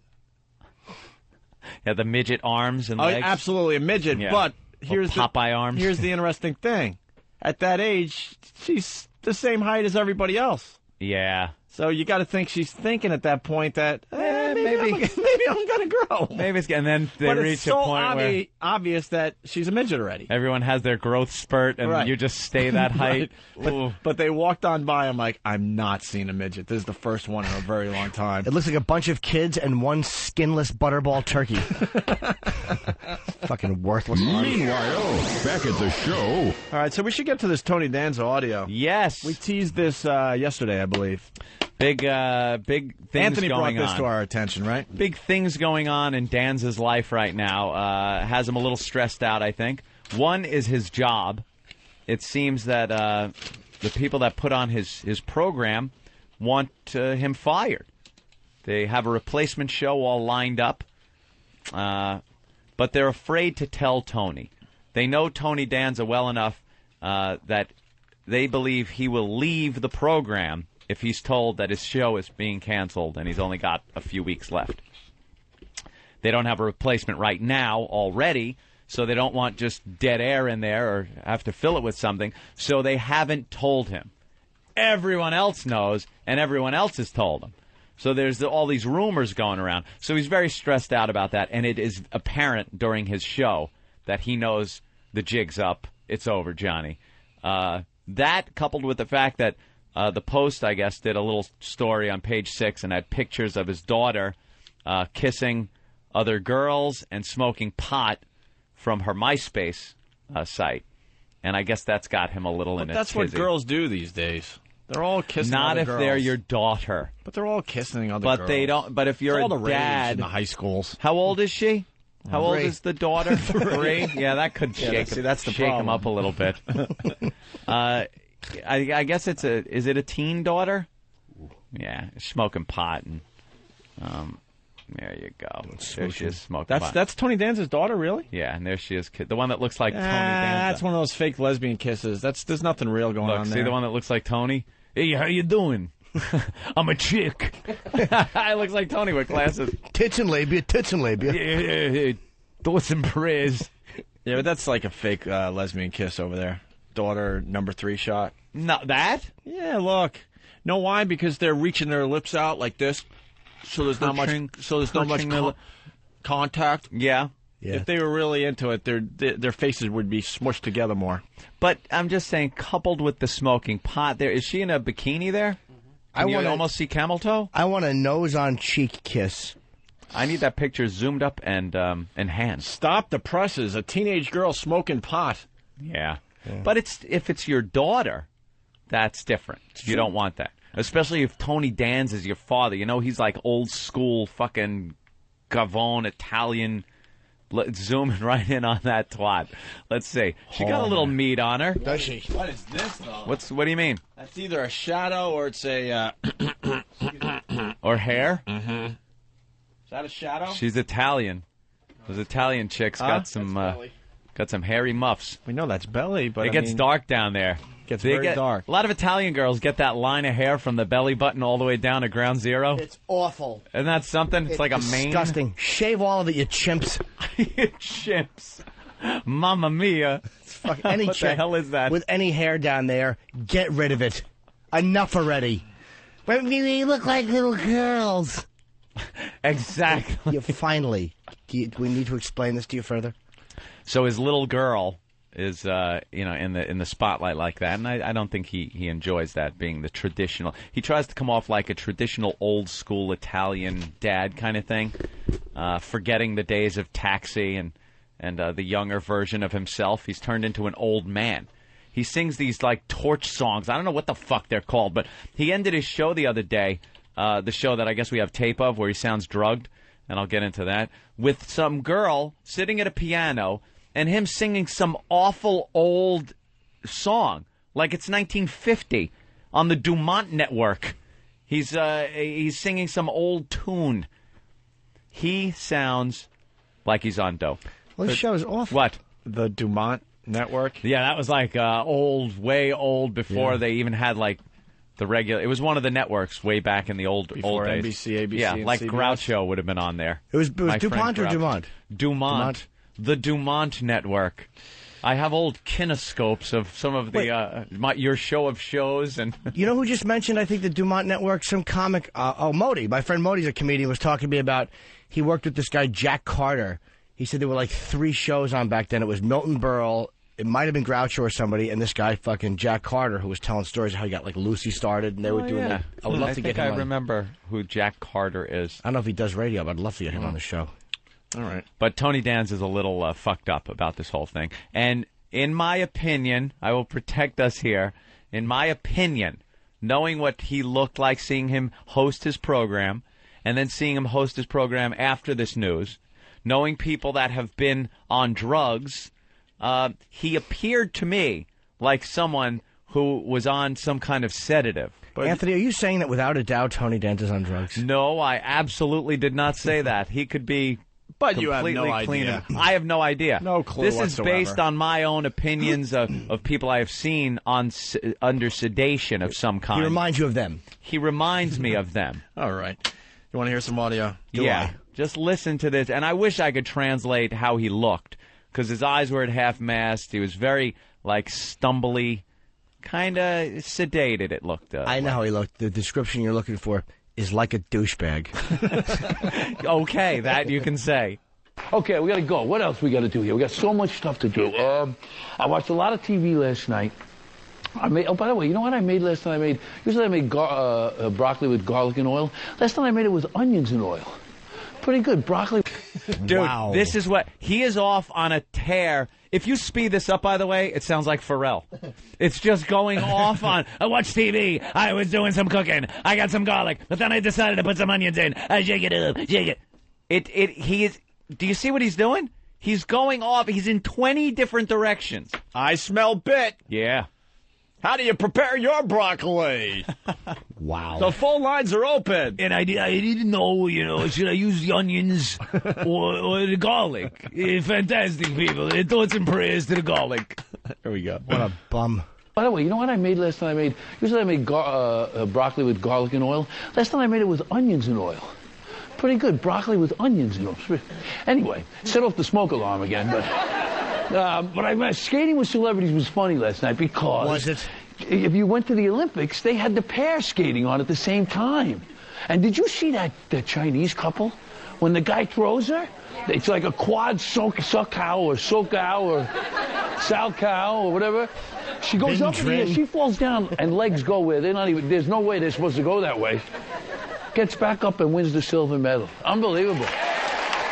There's a Danza applause break. And then Bruce Jenner. Oh, forget. No, I'm kidding. Anyway, I was shocked, I know. His olive oil skin and guinea charm are not working anymore. Dude, to watch this, it is so painful. It is actually, it brings you physical pain to watch this. This just in. Yeah. Brand new Howie math. All right. This comes from Danny. More Howie math says bosses told him he is responsible for at least 2.5 million subscribers.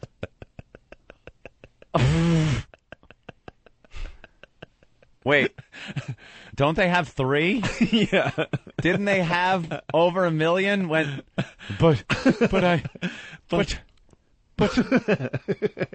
then Major Healy came over, but then I saw a girl was in the room, and Major Nelson, but then... We love Howie math. Howie math. It makes yourself look better, and using the Howie math formula, Anthony and I are responsible now for over 4 million XM subscribers. 4 million subscribers directly related to this program. They got XM because of the Opie and Anthony show, yes. They didn't get it because of anything else but us, and that's how he works it over there. We were told that by a little fairy. That came by and just told us. I thought he worked at Sirius now. I was told by a gnome. Yeah, a gnome. Gnome. G-N-O-M-E. Gnome.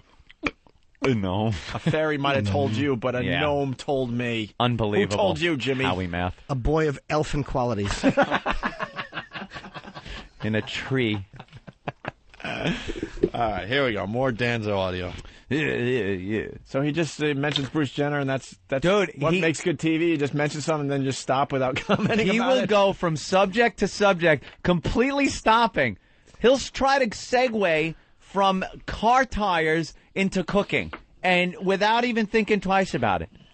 This next track is called Why Are They Applauding? Why are they applauding? This must be Than that came up with this. Yeah.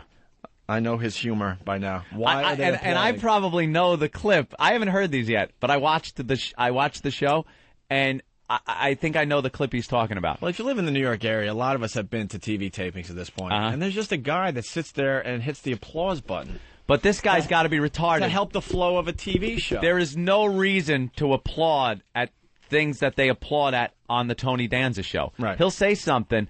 Like, usually it's like Regis saying something like, one of my daughters, she graduated from high school. Over the you applaud at that. It's some stupid thing. Yeah, because she's retarded and 33. But Tony Danza will say something, and it's just there is no reason for the audience to applaud. Why are they applauding? Come on in. How's Lucky? She is fabulous. Hey, sweetie pie. How you doing? She's excited for Valentine's Day. Yeah, she's all dressed up, and you look great. She's gonna have puppy love later with her little girlfriend. Really? Yeah. Puppy love. Ooh. Woo! We got some lingerie if you're interested.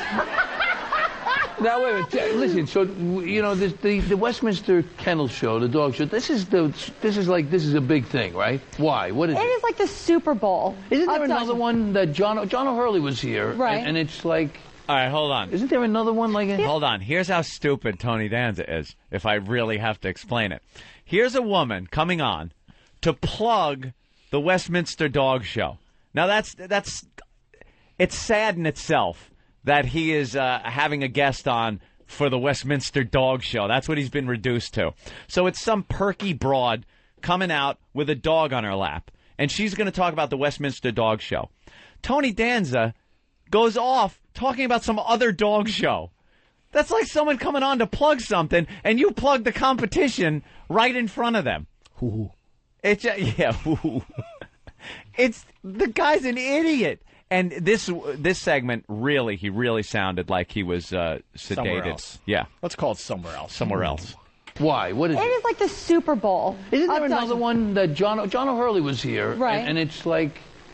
Isn't there another one like it? It's like the playoffs. Oh, that's the playoffs. This is like where you get. This is like Best in Show, where like the best dogs. Tonight they do that, right? This is like Best in Show. I know why they were clapping. I remember the clip. Because the dog jumped up on her shoulder and put his pink dick by her mouth. And that was her clapping. Now, what's the dog trying to do to you there with that piece of lipstick that is under his belly? Is he fucking your mouth? Is that what's going on? Because I've done that a few times. Yeah. Right, people? Don't you like a good mouth fucking? Sometimes I put a little garlic and onion and saute my cock and shove it in a girl's mouth. They seem to enjoy this.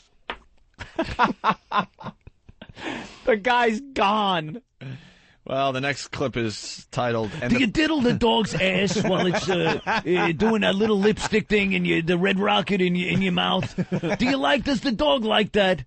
Do you cup his balls? Because what guy does guys, right? You like having your balls cupped. I like that. Yeah. Next track is called And the People, the People. Oh, yeah. He completely lost any train of thought he might have had. So this is called And the People, the People. All right, so you went there, right? You went there? We had a ball. We had so much fun. It is truly a spectacle. Yeah. I mean, and if you're a dog lover, if you're a dog lover, if you're a people lover, if you just love new things, this is the place to go. Right. I mean, there's 2,500 dogs. Yeah. I mean, and then don't forget, and the people. There's people with the these dogs. people. So there's such. All right, did you hear that? People. Did you hear that? Yeah. And the people, the people. He has not a clue what to talk about. And she actually, I know for a fact, I remember seeing this episode, she actually went with Lance Armstrong because she said, we had a ball. Hey. That's great, huh? I remember one time I was touching Danny DeVito's balls, and his dick looked like that dog's. It's fantastic. Thoughts and prayers to Danny DeVito and his red little cock. Fuck it, they're firing me. I don't give a shit what I say anymore. My daughter's smoking pot and kissing other chicks. It's making me hard. How about that, people? Have you downloaded it?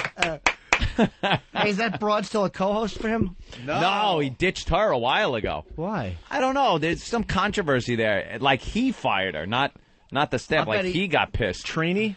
Hey, tranny, whatever her fucking name is. I called her the cunt. Yeah, right? Why don't we try to get her on the air and see if she'll talk about it? Why didn't we try to do that? Get her.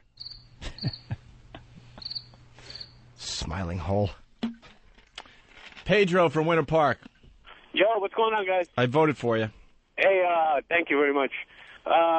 If you listen to Tony Danza talking to the twat regarding those dogs, every time that she's mentioning something about the dogs, he goes into this caveman grunt. People. People. Yeah, just play that one more time because you got to hear him go, the people. He's not paying attention.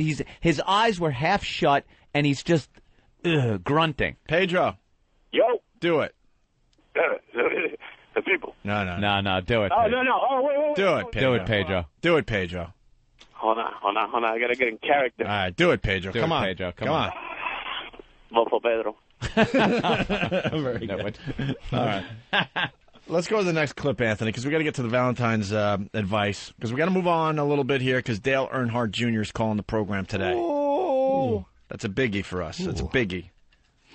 You know, I don't like the people that comment on Pal Talk. They send me the forbidden IM and then log off real quick. Finally, something funny and enough of the fucking bitching. About time, DJ Troll _ whatever one logged off. Like immediately. They throw a jab and then log off. Like if he's logged off, I can't punch up the administrative console, copy and paste his name, throw it here, and hit the ban selected user. Bye-bye. Never again going to be in the room. Never again to be in the live O&A room. That's your punishment. Bye-bye. Bye. Ant? Yeah. What are you doing? I'm banning people. Why? Because he's a fucking asshole. He sneaks the jab in and logs off. Log off. Yeah, you can't get me now. Wait, have fun trying to log back on. Have fun. Bye-bye. Ant? Yeah. Are you all right? Fine. Okay. Banning people. You sure you're all right? Banning people. Mm-hmm. He's gone. He'll never join this room again. Hundreds of people having fun, getting some laughs, looking at boobs, and it ain't going to be him anymore because he got to be a smartass. But you're feeling all right, right? Feel great. Okay, just checking. Fantastic. Got to wield a little power. You know what? I can picture him when he's home banning people. He's sitting. Thank you, Jimmy. He's wearing He's wearing a full, perfectly ironed Nazi jacket and hat, and you pull his chair back, and he's nude below the waist. He has nothing on, just a Nazi jacket, banning people. It's perfectly ironed. And then he gets caught, doesn't he? Yes, he does. By his girlfriend. And then what happens? He just looks at her, and all you can see is the glow of the monitor light on his face. And she says, "Baby," and he says, "Who am I?"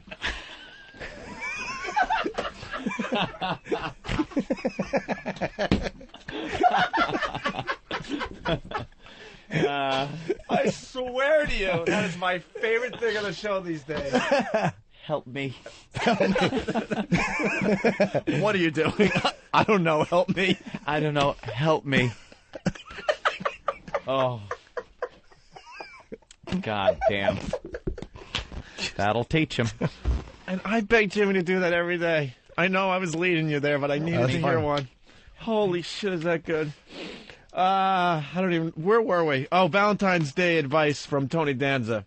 Oh, my God. This is ridiculous. Is this the segment where he gets questions from the audience? You would think... I've seen this done before on talk shows, right? The host asks the audience for questions. A member walks up to a microphone. So you could tell it's kind of pre-staged a little bit because the person's already at the mic. Yeah. They've picked someone. They know what the question's going to be. Tony Danza it doesn't even seem like he heard the woman asking a question, and gives this babbling. Something's wrong with the guy. That's all I have to say. All right, here we go. Hey, I just want to thank everybody in the audience for making an effort. The ladies here, so great. Unbelievable. It's Valentine's Day. Everybody sort of has love on their minds. I know I do. And since Dr. Phil's giving out advice, I thought maybe I'd give out some advice, you know? Uh-oh. So we're going to ask some of our audience members for questions. And I think you're first. What's your name, dear? My name is Dorothy. Hi, Dorothy. Welcome to the show. What is your romantic question? I want to know, what is your most memorable Valentine's Day? My most memorable Valentine's Day. It's interesting you asked me that because I was just thinking about it the other day. Just before I got married, you know, I was chasing my wife for a while, and then finally she decided she might go out with me. She said she gave me a maybe, and then I finally got her to say yes, and I asked her out for a Valentine's party, and she turned me down because she, that was more than she wanted to go. You know what I mean? It was like, all right, a date, but a party. She had to meet people, so that was I was by myself, and I remember thinking about. I don't know why it's memorable now, to tell you the truth, but let's have another question. Thank you, darling. I don't know why it's memorable now, but let's have another question so I could ramble incoherently. I remember one time, me, Mary Lou Henner, and Judd Hirsch, we did a gangbang, and we played cards on her back. It was fantastic. Riga, I got a flush, and then he shot a load in her face. Fabulous. It's a little different than my favorite Valentine's Day. Oh, you have a favorite Valentine's Day story? I do. All right, what is it? It was yesterday. I was single and getting a massage with a knuckle in my... Wait, that wasn't yesterday. That was 2 days ago. 2 days ago, but that's okay. It's a late Valentine's Day. No, it's not. What'd you do for Valentine's Day? Did you have a sweetie? No, this is true. I went out with Modi, my friend, my comedian friend. Yes. Alternative gentleman. He was helping me shop. Ah, they're good for that. And then is he the bad boy of shopping? He's very good. He has good taste. And then he and I went out for this place in Soho and had pudding. Oh. There's a pudding place in Soho. Uh-huh. Sorry, I'm just distracted by the news. A tank seemed to be rolling up in front of a Family Dollar store somewhere in Detroit. This can't be good. Fucking Detroit, man. It's never employee It's not of the even month. a surprise. It's like not employee of the month. There's some fucking tank in front of a Family Dollar store. It's just someone trying to go shopping. That's all. I'm sure. It is Detroit. It's just a family trying to pick up a few things. It's the only safe way to drive in You're Detroit. right. It's no big deal.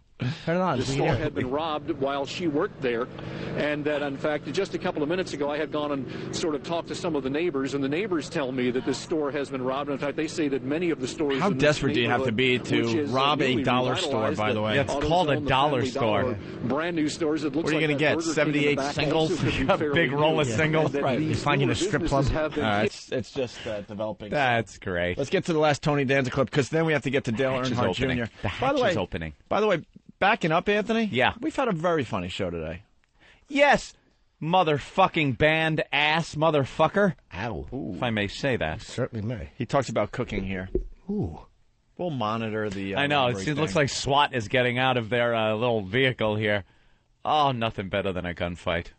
Hi, Tony. I'm Colleen. Hi, Colleen. I just wanted to know, aside from the pizza, do you have any other romantic recipes? Well, I don't think you can go wrong with sauce. It's impossible. I don't know what it is. Tomatoes. Tomatoes, huh? Look at me. I'm salivating now, just tomato sauce with a little macaroni and some wine. Yeah. And I'm, And mesh lingerie. And a mesh lingerie. There you go. A little mesh and some tomato sauce. Yeah. That it? I got no time for any more? Come on. I can't answer any. I can't. It comes out at the end. We'll be right back. They, cut him off. Yeah, they said, wow, He's this segment's babbling. not going well. Let's move on to the next one. No, you can't go wrong with what I like to call the old Danza white cream sauce. That's very romantic. Fired into the face. Thoughts and prayers. Do you know what's a really nice Valentine's Day thing, though? After the chocolates, you go out to a place and you have a malted, and then you tell her, who's that? And when she looks, you sprinkle a little Rohypnol. And, Rohypnol? Yeah. maybe some succinylcholine, and then you pull her pants down and you ass fuck her while she snores on your bed. A Mickey. Slip her a Mickey. Yeah, slip her a Mickey. All right. We got a break because Dale Earnhardt Jr. is waiting to go. Oh! I'm sorry, He's Jimmy. not on hold listening to this filth, I hope. Right? Yeah, I hope not. By the way, we don't know much about NASCAR. We got to be honest. I know here. a lot about it. But watch how professional up, we are, Jimmy. and watch how well we fake it next with Dale Earnhardt Jr. But first, Leno doing more Dick Cheney jokes. Cheney also admitted he had been drinking. Yeah, this is true. He said he had one beer. That's what he said, one beer. Okay, it was a 40-ounce Colt 45, but it was a big, just one. Cheney drinks Colt. Yeah, that's it. Isn't that unbelievable, though? The Vice President of the United States shoots a guy. See, this is why Republicans have to commit white-collar crimes to steal money. They're not good with guns. They don't know how to handle it. So that's why they have to use accountants and things. They're just not good at it. Exactly. And today, President Bush says he is standing behind the Vice President, way behind him. No, the White House announced today that if Vice President Cheney is found guilty of any crime and is he sentenced to jail, his time will be served by Scooter Libby. That's what they said. So Scooter Libby will do the time. Oh, okay. Well, you know what's interesting about it? It turns out Cheney and his gang of guys, they weren't even walking through the woods hunting. It's not hunting like you and I know we're hunting. Did you hear about this? They were in a car. They're in a car. They drive along, they get out of the car, shoots his friend in the face, then they get back in the car and they go hide for 18 hours, okay? That's not hunting, okay? That's an episode of The Sopranos, all right? That's what that is. It's not hunting. It's not hunting.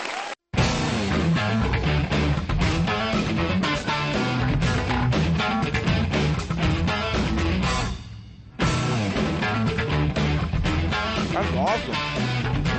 Yeah, cool. That's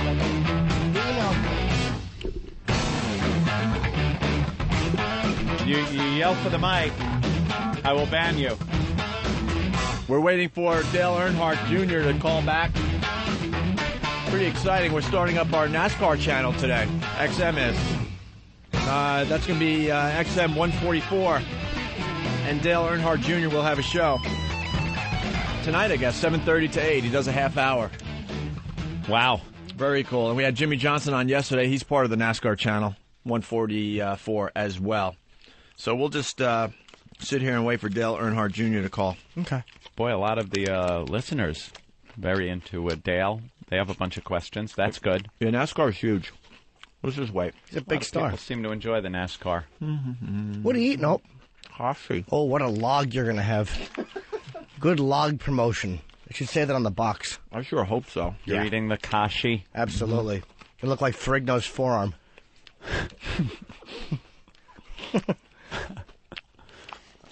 Just waiting for the phone to ring. Mm-hmm. How many New Year's Eves have you had like this? Sitting alone like a fat girl. Just waiting. You hear the noise? I'm waiting. It's on TV. It's not your phone. I'm waiting. Oh! Oh, both. No, that wasn't it? Nope. Damn it. How mad do you get when you're waiting for someone to call and the phone rings and it's someone other than them? Oh, Hello? you just want to get rid of them. Hi, it's your mother. Ugh. Check my my calls here. Just waiting by the phone. He's called me. No. Well, we got Stern Math. Ooh. We just talked about Stern Math, but hear it for yourself. Her star power is going to attract more to XM than you did to Sirius. But here's the thing. Well, we'll see. I'll tell you what. They have attributed to me conservatively 2.5 million people followed me. I guarantee you Oprah won't be able to do it. Holy lying sack of shit. He got fucked because that guy was supposed to go on the air and kiss his ass, and they said XM is going to draw more people with their star power. Yeah. And then Howard was like, oh, man. He couldn't even say it. Did you hear Howard, stumbling? He couldn't even... He knows it's such bullshit that he had trouble saying it. There's Howie Math. Dale Earnhardt Jr. Hey, what's going on? You are talking to three of the biggest NASCAR fans. Horseshit. Horseshit. Wow. God damn. Wait, come on. How do you know? How do you really know? How do I know what? That we're not NASCAR fans. Oh, well, this is a NASCAR station, right? Well, this is 202. You're doing a show on 144, the NASCAR channel. That's right. Tonight from 7:30 to 8. I'll tell you who's a huge fan, and unfortunately he's not here right now. It's my brother, Brett. Yeah. Oh, really? He's cooking at the restaurant. He would love to talk to Dale Earnhardt Jr. Let's start with this. What are you thinking? What am I thinking? Well, right now I got a driver's meeting and let's see here. I got my schedule right here. Here's what's happening today. We got a driver's meeting at 11:10, and we got bush practice for an hour. What do they tell you at the drivers' meeting? To be nice to each other? Yeah, what happens with that? Well, they go through. They have the usual mumbo jumbo that they go through, like the rules and stuff that we all know. And then they'll probably talk a little bit about bump drafting because of how bad it was in the shootout. They're really getting on everybody about that. That seems to be a big issue. You think they're going to tell you guys to change anything? Probably not. I think that, to be honest, from what I heard, they were really only concerned about one or two moves in the shootout. Yeah. And so they're not going to be too hard about it. I think the fans ain't got to worry about the racing getting too stale, but... Do the officials ever just tell you guys, knock it off? Well, yeah. I mean, they'll tell your crew chief while you're racing that you need to calm down if they think you do. Yeah. And, you better do it or they'll park you. What's the groupie situation in NASCAR?